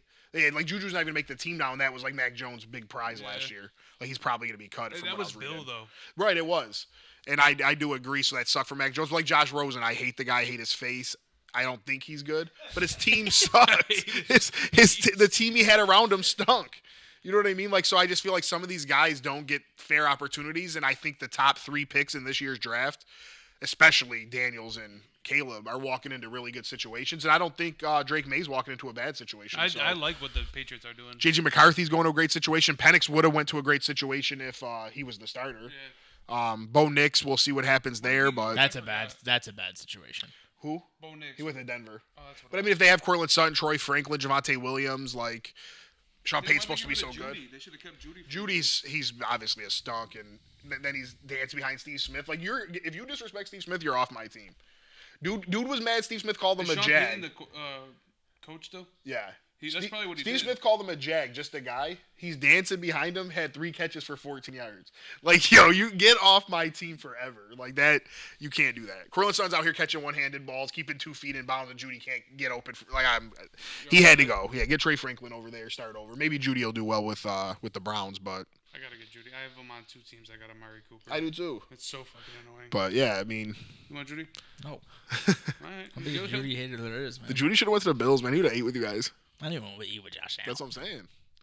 Let's not get into it. But you think the Patriots are going to be back in a couple of years, or what do Couple years. I think. you think they'll be a successful organization again I think it will be Josh Allen versus Drake May. That's going to be the division. after Rodgers wins this year? Or? He's not going to win it this year. He is, But man. he could. I'm not think going to so? sit here and talk shit. No, I don't think I'm so. pretty sure now. I don't You're think so. pretty sure now? Yeah. Based Why? on what, bro? It's just got a really good team. They- One of the best they are a quarterbacks good of all team. time has Garrett Wilson, Mike Williams. They got Corley, which I like. Yeah, I love that pick. They drafted one of the top offensive linemen. Who'd they get? They got another receiver too. Dude from Penn State. Not Who went to the Steelers? Because there's like Fashanu, I think. Fashanu and Fatano. They got Fatano or whatever. Yeah. And they had they took him over all them dudes. Brees Hall. I mean, they have 2 of the top 10 fantasy players in the league. Who? Garrett Wilson and Brees Hall. You think he's top 10? What The Bucs are. The Bucs have them both up there. That's wild. Dude, Garrett Wilson's with the crush. I love Garrett Wilson. I have him on my dynasty We'll obviously team, get into 10. it more when You guys we are move dead to the in your division league. talk, but Huh? I said we'll obviously get into all this more when we move into fantasy and division. But yeah, like I sadly am big on the Jets. Like I don't. Yeah, because you just love Aaron Rodgers. I do, and I just think he has a hell of a football team around him. No, But we'll see. great defense. They obviously have a chance. I think giving the Dolphins a better odds to win the division than the Jets is I think ridiculous. the Dolphins are dead. The Dolphins are fucking frauds. They're frauds. And We when you don't think even need to about the talk about Jets, and then we can get back to whatever you want to talk about, you would say their number one question mark to beating you guys for the division would be Aaron Rodgers, right? Like that's scary. That is scary, yeah. Because on one hand he really can just suck because he's older and he's coming off an injury and you guys have nothing to worry about. But if that man is 60 or 70% of himself, we're dead. The whole league could be dead. He might just come out here and just crush. That No, possibility I is could see him. there. I could see the Jets winning the division. But yeah, you guys obviously got a great chance too. Future wise, like I said, I think we're set up to just continue at least dominating. And then you like the Patriots over Miami? Yeah, moving forward, yeah. I mean, Who's their backup quarterback? Who? The Jets. Zach Wilson's gone. No, they traded him. I think Mike they brought White's somebody gone. in. They Who did was bring. it? I'll look real quick. Who cares? I care. It doesn't matter. It does matter. Why does it matter? Because why are we sitting here talking about the Jets' backup quarterback? Because they're nice. Tyrod. Yeah, we're dead.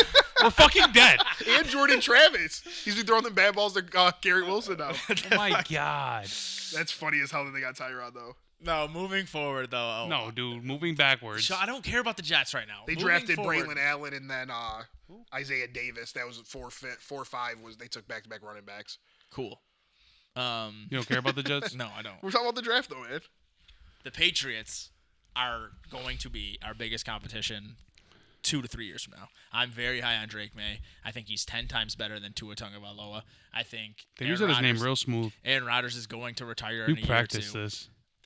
Oh fuck, I did. He's had the mirror. and they're drafting well now, man. Like they're not doing what Bill did, where it's like I really like this guy. I know he's mocked in Although, the third, when he but drafted let me take It him was first. Bill's fault Huh? the way that they had been drafted and moving. I Absolutely. I mean, I'll tell you why I do is because did you see him talking about Drake May? you don't care what I had to say. I'm sorry, but he was a hater. Yeah, he like was. he probably wouldn't even have made that pick. I know. He probably just would have passed on Drake May. And when Joe Walt. Yeah, literally, He would have passed on Harrison as well. literally. Like, But my whole thing is that what Bill he's too like old school. So like he wanted to get like Cole Strange in the first round and then run the ball down people's throat and play really good defense. And that's just not the league no Yeah, more. you got to change with the times. Tyquan Thornton in the second and shit. Yeah, he was there's one a of, lot he of was him one of not the top making the 10, team, too. 40 I teams traded ever. him. That's what I'm saying. Yeah. Like we all know that guy. I stinks. he was traded a second so round many pick. thirds He for was, but Tyquan Thornton. it's like it sucks for my argument. But it's like we know he sucks. I know. Wait, who? Thornton. Like Thornton. we shouldn't be able to sit up on our podcast. We're not on ESPN or anything, and know things that these other teams don't know. Why do I know that? When they picked Thornton, I laughed. I'm like, that's who you picked in the second round. Like it doesn't make sense. And then when he's not good, you wonder why your team failed. You could have got him a round later or just not drafted him.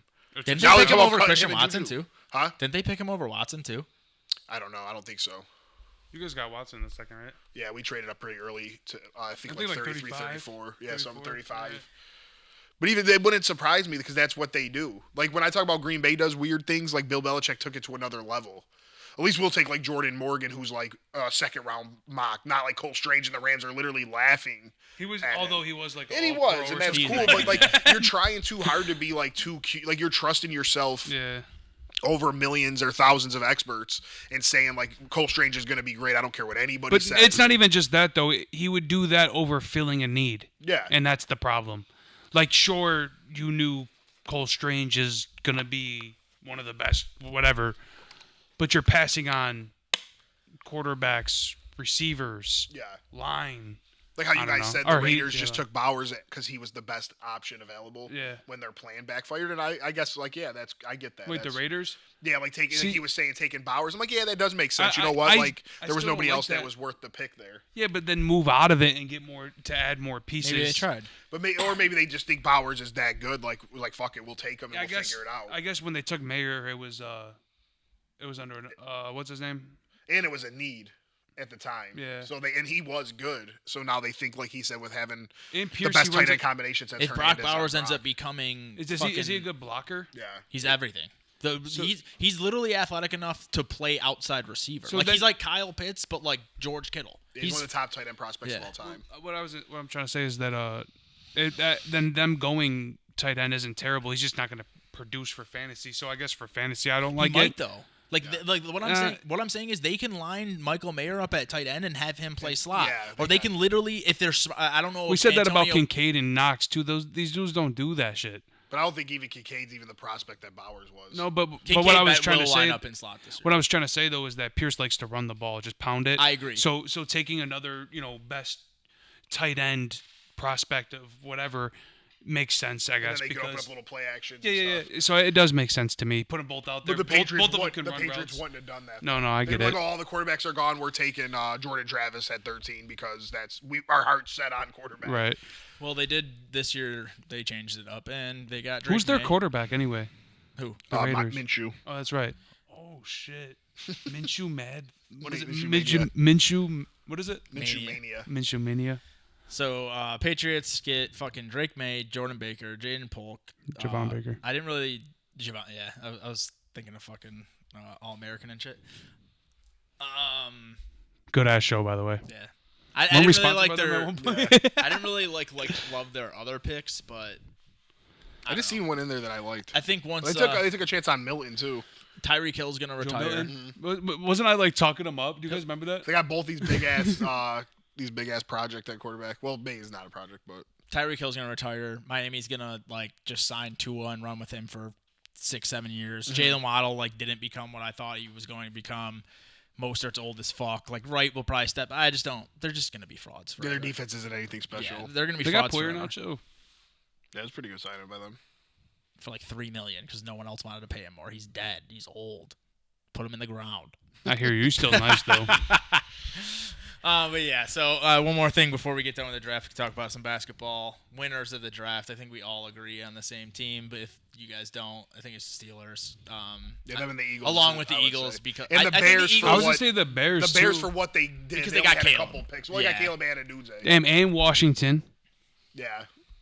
and I the didn't- Cardinals. I Nah, just I don't don't. like I just Cardinals don't. I like their draft. They just had mad picks though. Who? The Cardinals. The Cardinals had all Yeah, those they- picks and walked away with that Milton kid at corner, which, again, maybe he's good. But they had all the opportunities in the world to land any of the top corners. Yeah, I guess. They didn't get any of them. So I didn't like that. Obviously, Harrison's great, but I think Darius Robinson was a reach. Even though I got that right. yeah. Yeah, I didn't really like I really liked Washington's draft outside of passing on Drake May. And if Jaden Daniels is good, then yeah, they win the draft. But if Like, Arizona's even if draft every might be one of good their because they had so many picks, but I don't feel like looking at it now. I don't feel like they did well with those picks the way Washington did. Arizona, Oh yeah. they had I a think- lot of picks, so hopefully a few of them pan out. Well, they filled a lot of the holes that. yeah, they no, needed, they that's did. all. But I love what Washington did. Obviously, he said Pittsburgh and Philly. Pittsburgh to me is Philly had my two favorite picks of the draft, but Pittsburgh killed it every single round. Yeah. Every single round, and they're going into bully football, which people aren't going to be able to deal with. People have been drafted. Najee's gonna have a lot of. Oh, he's going to go crazy. Thank God. He's going to go crazy. Unless he's just maybe he's dead now. Maybe his legs just don't work Stop anymore. calling people dead. I'm not calling Najee dead. I'm just saying the only way I could see Najee not being great is if it's his legs are just he just aged mad terribly and he just doesn't have juice left. But if he has juice left, you're gonna be running He looked behind. good at the end of last year too, so I'd expect him to be. You get Arthur Smith now, who is the one who coached fucking Henry to his 2,000-yard seasons, and you have the nastiest offensive line in football. They might not be the best, but those motherfuckers are gonna be the nastiest. They're gonna kill people, dude. They get Zach Frazier at 51. Dude's everyone that talks about him says he's a killer. He was He just just an wants to injury away from being a better annihilate everyone. You get Mason McCormick, who I really wanted, and we drafted Dwayne Carter over him, so he better fucking be good. Drafted Weezy F. Because Mason Yeah, McCormick, maybe. they said the same thing. Dude, just big and wants Draft to. stands for They said front he door. plays like incognito, like he just wants to kill people. That's what I'm Yeah. saying. Like all these teams are like, let me draft my 290-pound defensive tackles, and then they're just gonna get fucking mauled over. What are you gonna do? Oh yeah, Steelers did well. Their On top of draft, getting Wilson and Fields, so they had a real good. both offseason. Wilsons too. So they build their offensive line. McCormick probably won't start. They have good guards, but you're talking about an offensive line that has Broderick Jones, whatever Fontano or Fasciano, whatever one of Fasciano, I those think two it that I was. get because I keep mixing them up. I don't even Zach know. Frazier. They already had good guards. You get Roman Wilson just to take the spot of Deontay Johnson, Yeah, which you you got to got draft Peyton asset And Jalen for. Warren And then you broke got out. Peyton Wilson, who was will the first apparently. team All-American. He just had injury problems, or he would have been. So he'll sit up there all with where year, and he'll Cooper be went. nice and fresh next year. Like, Yeah. they I don't think didn't- he's even hurt now. I just think he had a lot of medical But I feel history. like for him to fall as far as he did, because people were saying he was the best linebacker in the class, and then he Yeah. was like what, the third drafted? Yeah, he was a like late fourth round pick. fourth round pick. Yeah, unbelievable draft. They got like a 7.5% chance of winning the Super Bowl. It's wild. That's wild how good their offseason was to make me believe in Russell Wilson again. They still need a receiver really bad. Is Russell starting? Yeah, That's what. They said it. I think Yeah, they're for now, building at the least. team to have Russell start. You want just a guy who's gonna manage the game. Let Najee Harris, Jalen Warren run for fucking everything. And it looks like they're going to get a receiver though. It looks like they're going to get Cortland Sutton or. That's what they 49er boys. definitely need another outside receiver. But They're gonna everything be else, Cortland man. There's rumors right now that the Steelers are very close to making a trade, and it's not going to be T. Higgins, obviously, so it's going to be Sutton or the 49ers guys. Hopefully it's Sutton. He'll be sick. I'll be sick if it's IU. And he did play with Wilson, and they He did liked well. him too, yeah. So I mean, it's possible. Yeah, man. They're just allergic to being bad. I don't know what it is. I got to talk shit for like 2 years. But yeah, other than the whole AFC North kind of killed it. I think the Steelers had the best one, but then you I get think the Ravens. both Norths had the best division drafts. Yeah. I mean the NFC North at least had like a lot of they had like the Bears who had 2 high picks and But the Vikings were aggressive and traded up yeah, twice. they Like, got that's Dallas pretty Turner cool, really yeah. late. The Lions, like I said, got those 2 corners, had a couple other good picks. But the Ravens The AFC got North had Cleveland, who they suck. They The didn't have Ravens no got, picks, they did nothing, so. The Browns? Yeah. They fucking blow. who were the Ravens first round pick? It's gonna bother me because it was another guy who fell. No, was it Graham Barton? I know they got Adisa Isaac. They got T.J. Tampa. They got another cornerback. Nate Wiggins. Oh, that's what they got, right? Yeah, Nate Wiggins, T.J. Tampa. Because their corners were bad. All their corners left, so they get those 2 guys. Then you had Adisa Isaac on the defensive line, and then they added like some tackle who I don't know who will probably just be an All Pro in a couple of years. Yeah, they do well. But that is anything else for the draft? No, it was a lot of fun. Yeah, that episode was amazing. Thank Definitely you guys watch for party tuning in. next year. Falcons are like, we'll be thinking about them for years. NBA playoffs, man. I'll let you take the lead on this one. Yeah, I mean it hasn't been too much fun. You already had 2 sweeps in one series over in 5 out west. So OKC moved on with a sweep of New Orleans. Somehow the Suns just got swept. That's embarrassing. And the Lakers lost in 5 to Denver. In the East, you guys have a chance to win in 5. The Pacers, that really is the saddest story. Is no Giannis, no Dame. So which is good for you guys, right? We'll I would say. You'll play the Pacers. The Bucks were the 3 seed, right? Yeah. Does it reseed in the NBA? Mm-mm. So yeah, we'll play the Yeah. Pacers then. So the Pacers can win in 5. The Celtics are probably going to win in 5. Knicks Pacers is a big rivalry too. We've been asked since like we were both really good in the '90s, huge rivalry. Yeah, Fucking Michael the was saying Reggie Miller choke game, Reggie Miller should announce some of those games. and then we've both kind of sucked since the '90s. So it'll be. I mean, Pacers had a couple years with Paul George, but it's gonna be fun. Like we're both good now and shit. Yeah. It's gonna be fun. Yeah, the West, like I said, the West first round hasn't really been exciting. I think the Clippers and Mavs will maybe go 6 or 7 or whatever, or it'll at least go 6. But the second round of the West is going to be a lot of fun. Denver, Minnesota, and then OKC versus what I hope is Dallas, because I think Luka and Kyrie versus SGA is going to be crazy. The East sucks. Boston's going to crush Cleveland or Orlando. The Knicks are going to crush the Pacers. Do you think they're gonna just crush the Pacers? I think so. I do too. Their defense is. There's something that I hate atrocious. about the Pacers, like the way Halliburton like pounds his chest and like does this with his jersey when they're playing Milwaukee's G League team. Like, I'm not saying don't be excited you're winning in the playoffs, but like the fact that you even needed like some tough emotional buckets to beat a team that had no Portis, no Dame, and no One went to the Giannis. overtime and shit. Yeah, it's like, well, at least that one Dame and Portis Oh, were yeah, in. yeah, But like yeah. the next game, Portis got ejected in the first did- 3 minutes, Yeah, I and remember. Dame was out. and Didn't they Dame needed to get hurt shoot in that game 22 too? of 43 to beat them. Like, I think the Knicks will eat the Pacers alive. Good. But I'll write a letter to Reggie Miller the moment it happens. yeah, so What do you I mean, say, that's my though? opinion. Maybe it'll be a good series, but I think we will see the Knicks and Celtics for sure in the Eastern Finals, And then where the West is going to be wide open. That's a lot of fun with those 4 teams. Because I even like if it is the OKC Clippers, too. OKC is a they're nice. dark horse. Yeah, they play hard. People said they were worried about like Chet and Victor Wembanyama's weight. That shit You don't matter notice to them what's guys. That does not matter. They're yeah. too long and athletic. You guys notice what's happening though? We're going from like star power was winning games, but now like complete teams are the ones that are winning. And there's passing. You know what I the mean? Torches too, like LeBron, Curry, and Durant are out right now. Yeah. And like, But I'm saying, like, think think of the- and Ant-Man and shit are taking over. But like OKC is a complete team. Like they play team ball. No, they do, but it's still star power. Yeah, I 'cause guess without SGA, that team SGA. would Yeah, stink. that's true. Well, But so I get what you're saying for yeah, sure. They I don't play know, it just- defense. Minnesota's But they number don't one need a defense. big three. Like you see the Suns get swept. They have Right, Bradley 100%. Beal. Jalen Williams is out there outperforming all Yeah, them yeah, that's dudes, what I'm so saying. I definitely agree. I forget Minnesota what, too. They're pretty complete. I mean, Cat and Ant are stars, but it's not LeBron and Curry Right. and those guys. And No, they I agree. drafted Ant-Man. Jaden It's not like McDaniels was huge in that series. Yeah. So I mean, 100% I agree with you. I forget You what seen, analyst said Ant-Man it, said- but they said something similar to what Joe said. It's like obviously you do need star power, but it's like the league moves in cycles, and it's like instead of going for when Boston started the big 3 thing, everyone kind of tried doing that, and now people saw Joker win it, and it's like Joker's the only real superstar. Yeah, I mean but they Jamal Murray's drafted amazing in all the those playoffs. dudes. They didn't like. Yeah, It was yeah. like, So yo, they're I'm gonna get Duke and Harry, and we're gonna. And the moves they made were underrated moves like KCP and Aaron Gordon. Yeah. So that's the way Yeah, to they do said it. it's like going back to the Spurs model instead of the Heat and Celtics model now. It's And like that's instead just of the- better basketball too. Yeah, It it really is. is. I mean, the only reason it worked But for these the teams Heat are is in because you there have fucking blowing, LeBron. Yeah, they're smoking people. Yeah, I like that shit. So I feel like we gotta go to KD, right? The guy we're 2-3 years ago. We're like, oh, he's in the conversation with LeBron, and then Oh, dude, I just oh, said he's this a last top 10 night. player ever, and it's like now we're talking about a guy who got swept, Out of 3 not years. just lost, but swept 2 out of 3 years. And I think 3 out of 4 now, right? Or no, he lost in 5 last year to Denver, right? It was like sweep 5 and sweep. That's like his last 3 playoffs.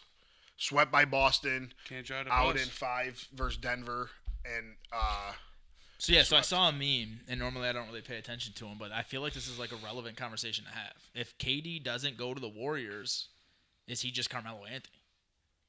Maybe. I mean, like maybe a better possible. version because he's got like 3 scoring titles to 1 or 4 or whatever he ended up winning. But I mean, Melo brought a team to a Western Conference Finals without having any. Well, no, he had Iverson at that point, right? yeah, but it wasn't like. But it wasn't like It wasn't the AI. answer. Yeah. And like he brought the Knicks to a 2 seed and pushed the Pacers, who ended up pushing the Heat to 7 games. Like, and he never had Russell Westbrook. He never had James Harden. He never had Brad. Like Melo never had teammates like that. yeah. So I mean, I think the problem with Durant is he had the Warriors 3-1. Like he went to a finals, lost 4-1. Cool, that's fine. Gets the Warriors down 3-1 and they choke. He doesn't play well. Russ doesn't play well, and then he runs from that. Joins Golden State to win his titles. Gets mad when guys like Chuck say he can't win, not being the bus driver, but he's done nothing but prove him right. The only thing that sucks for KD is that he did have what was like basically could have been a career-ending injury, that Achilles injury. yeah. And I think that prevents him now to be able to be like how LeBron is. So I just wish he didn't go to Golden State in those prime years where he was Finals MVP. I would have liked to have seen him run it back with OKC or join a different team. Like he was gonna go to Washington at the time. Yeah. And then instead he gets hurt, comes back. He still puts up amazing numbers. He's still one of the best players. But that injury, I think, prevented him from being an absolute killer that he once was. And he seems to not even have the love for the game. Like he says, all I do is love basketball. I'm going to come back next year and compete. Yeah, 100%. But he don't have that same, like, dog in him that I feel like he killer. needs. Yeah, he, like, because if he did, he wouldn't get swept. He wouldn't get swept 2 or 3 years because a top 10 player that's a killer is like, I'm scoring 51 of these games. Even like how Embiid did. He had that one game where it's like, all right, well, I'm winning this game no matter what.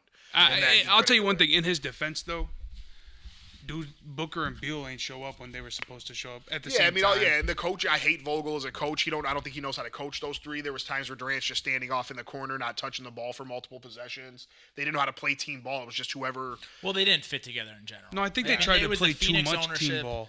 It was like new Phoenix ownership, and they were like, let's just get stars here and do what we got to do.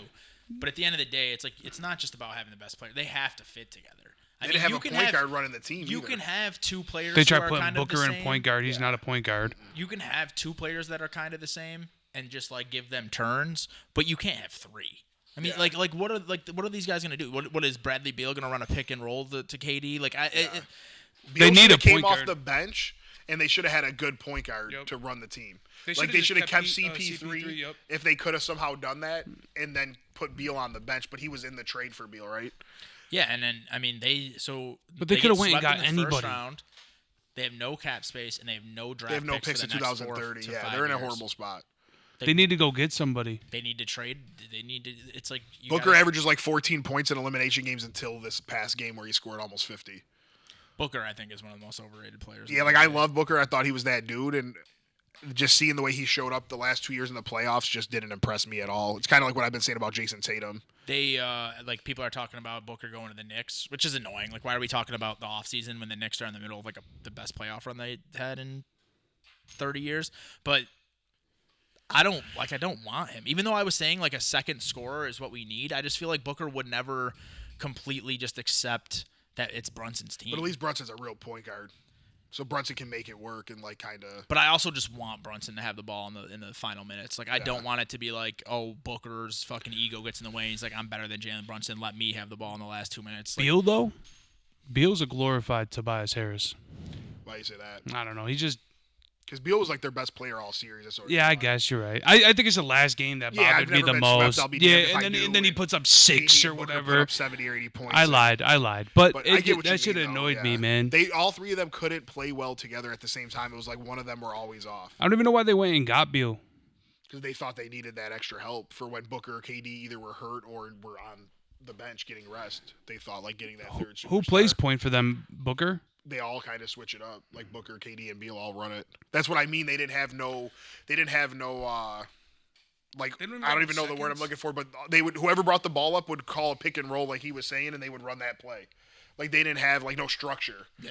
They didn't know what the plan kinda was. Vogel's They were fault, playing to be pickup honest. basketball in the NBA, and it's even impressive that they made the playoffs as the 6th seed. When I think about it, that's how good those dudes I guess are because they had a horrible coach, no structure, no depth, and they still actually had a decent season. So. But the big three thing again, going back to that, you see it doesn't work because they tried It it. only in worked too because Brooklyn. that just shows how good LeBron is. Yeah. That's why it worked because the Heat team wasn't that good either. But LeBron's that good, and Bosh and Wade knew their role. Yeah. Stepped up when they needed to. The Suns didn't have They a didn't role. know. One day, Dude, I was- Bradley Beal led the team in shots, then Booker, then Durant. The thing that bothered me the most about the Suns, I was watching them play, and there was a possession where they passed like 9 times, and then Booker took a shot after the shot, like a shot clock violation. Like you guys are down 15. Yeah, the clock's running You guys out with 5 minutes passed left. 9 times, Still couldn't get nobody. and then open. didn't get a shot off.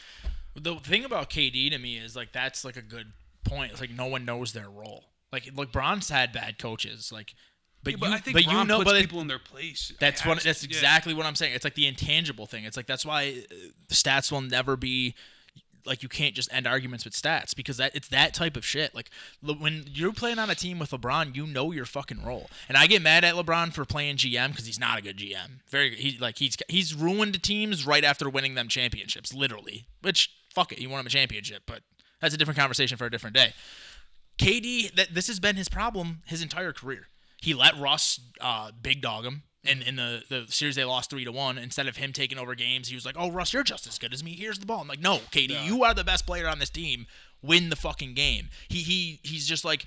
Then you go to the Warriors where it's like, okay, that was actually a good thing. But every team he's been on where he's supposed to be the top dog, it's like he doesn't. You put joined these the guys most in winning their team place. of the history of the NBA. Like, good for you. Yeah, and it's something to say that you were the best player on the floor, but it's like a conundrum, right? Like when they were on the same floor together, KD was better than Curry, but Curry is a better all-time player. Yeah. Which is a weird thing to say, but it's true.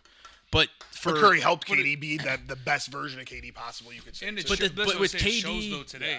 with KD though, like we've seen it outside of those years when he was on OKC, when he was in Brooklyn. In Brooklyn, I know like a lot of things happened. Yeah, they It were wasn't 13-3 with their big three. That's one question mark we'll always wonder. They had the big three, I think. Yeah, But I mean, but they couldn't stay healthy. And they had it's such a Kyrie small for point sample guard. size, though. Harden for point guard. Right. That's beautiful. Yeah, hell yeah. he doesn't. that's something that's always going to come back to him. Like he doesn't say like this is my shot. Like we can run. Let's run this offense. But 2 minutes in, it's me. Like, so here's I'm the best scorer of all time. Have any big moments, any big shots? His biggest shot's the one over LeBron when he was on Golden State. He was hitting big shots when he was in OKC to get to the finals when they beat like San Antonio. Or no, did they play San Antonio? Yeah, he did. I actually just seen a highlight of it, so you're right about that. But it didn't lead to a championship, I guess. But the 3 and I just always remember that 3-1 thing where it's like you can love Russ all you want. This isn't a Russ conversation. He's not the offensive player that KD is. It's like that's you. Like you are a killer. You're the best offensive player in the world. We're in single-digit games.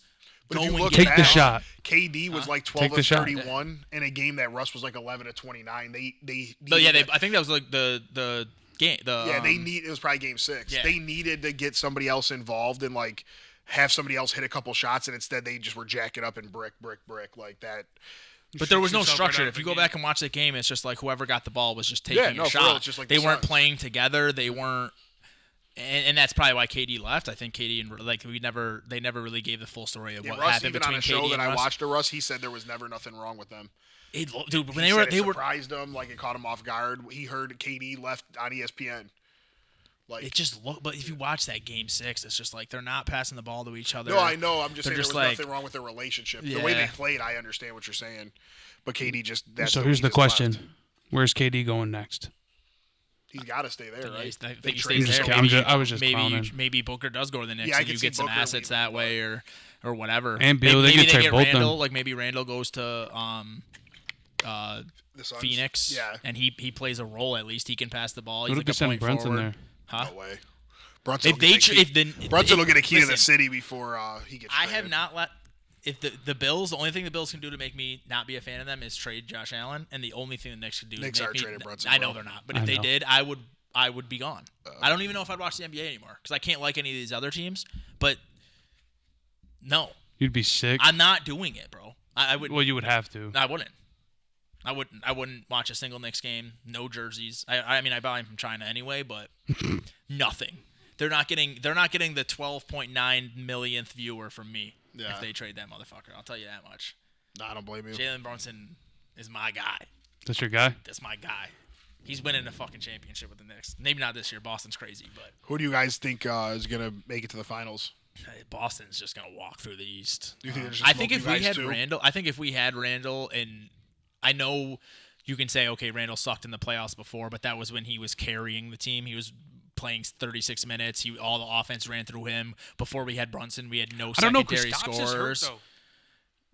Dude, it doesn't like. That's a big deal, though. We see that Brunson has struggled. Obviously, not every game, but he struggled in some of the games against Philly because of the way they play defense on him. Like, he's not just gonna walk to 47 points with Drew on him. Like, maybe. Yeah, I like Porzingis is a big deal, but I don't think it is when it comes to beating the East. I think with no Porzingis, they won't beat the Western champion. yeah. But in the East, Al Horford is fine. He'll come out there and it won't be as good as Porzingis, obviously, because Porzingis is really good. But I think he'll provide like the passing and the defense. He'll shoot a little bit. Like it's not going to make Cleveland or Orlando or any of those teams be able to beat Boston, in my opinion. I mean, anything can happen. And I think the Knicks have the guys, the gamers that if they get hot, that could be like, oh my god, crazy. That's why I like Randall's out. Is now you just let Brunson fully run the team, have all good defenders and all good shooters on the court. But the thing is Randall.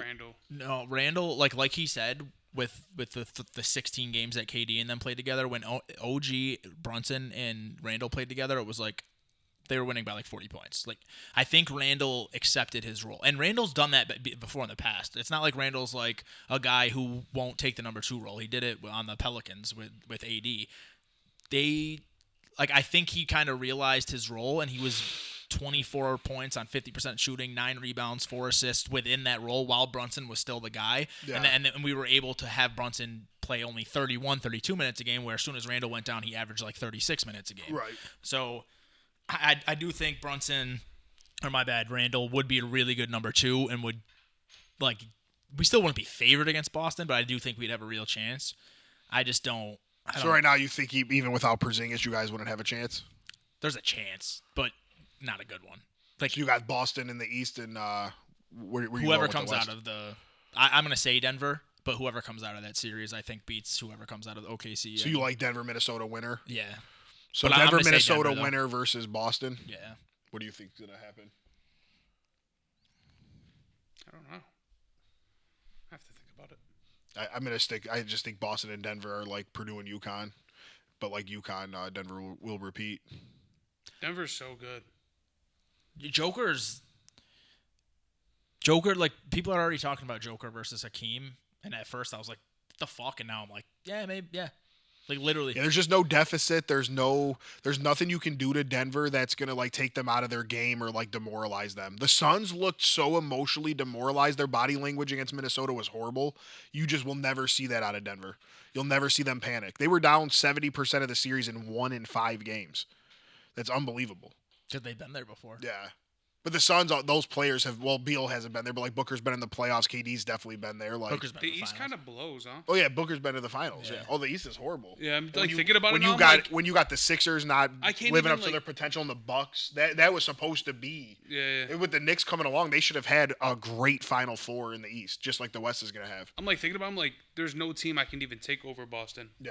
Well, Like the East Cleveland or looked Orlando really got the good 4 or because 5 seeds. Yeah. It's crazy because the Pacers looked amazing before they got Siakam, and ever since they've gotten Siakam, it's like been weird. Because Halliburton's kind of taking a back seat to him, which is dumb. but they're still a good team. They've had a good season. Like I'm not trying to just disrespect them. I just think the Knicks will eat them up. I think OKC can do it too. No, but the thing I is, like that the West. They, I like the nice. West. they didn't just look like a good team though. They looked like a great team. Like the Pacers looked really fucking good, and like Orlando is Halliburton was on some Superman shit Yeah. too. I don't know what happened with him. Who? Orlando's way Halliburton. too young. I think they're a really good team, but in the playoffs, you're just seeing that they're young as fuck and have never been Yeah, there. both those teams kind of stink. I don't think Orlando stinks. I just Well, think no, they're doing really the right young. things, but they stink for now. Like, All right, can I ask you guys a like, question? like they're where they're supposed to be, but like their cap is would be beating Cleveland. Yeah, I agree. do yeah.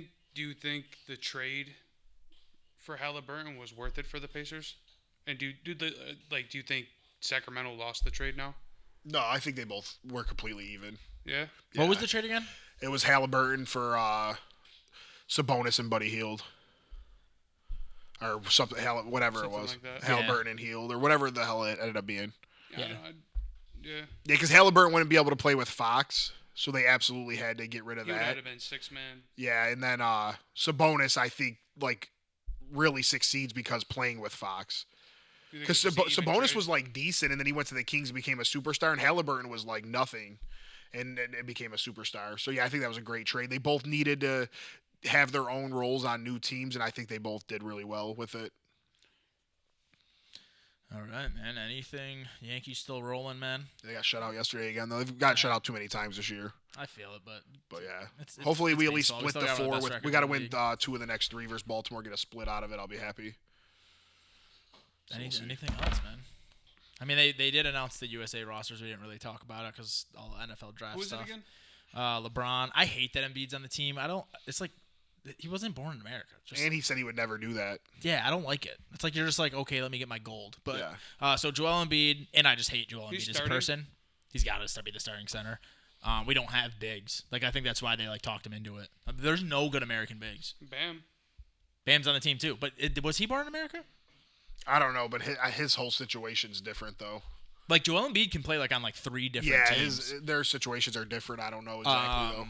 So it's Bam, Joel Embiid, Steph Curry, KD, LeBron, Ant-Man, Ant-Man, Halliburton, Tatum, I think Booker.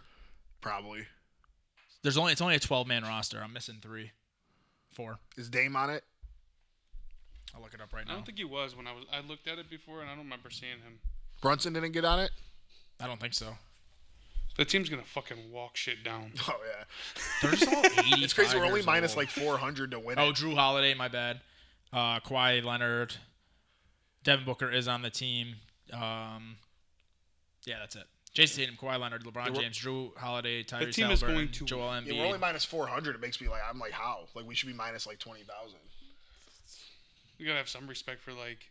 Nah, bro, this team is unbelievable. Yeah, this team's good. Like, remember I told you guys the other team sucked, and But I yo, was right? to be minus- That team? Yo, not for nothing though, but to be minus 400 to win a gold. Yeah. That's no, you're fucking right. nuts. I just think it should be like if I was a book, I wouldn't even want people to think about betting money on that. Go Minus bet 20,000. fucking Serbia or something. Yeah.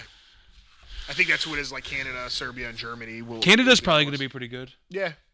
They'll have SGA and Murray. So RJ Barrett. RJ. yeah, we're gonna Whatever destroy happened? them. He went to Toronto.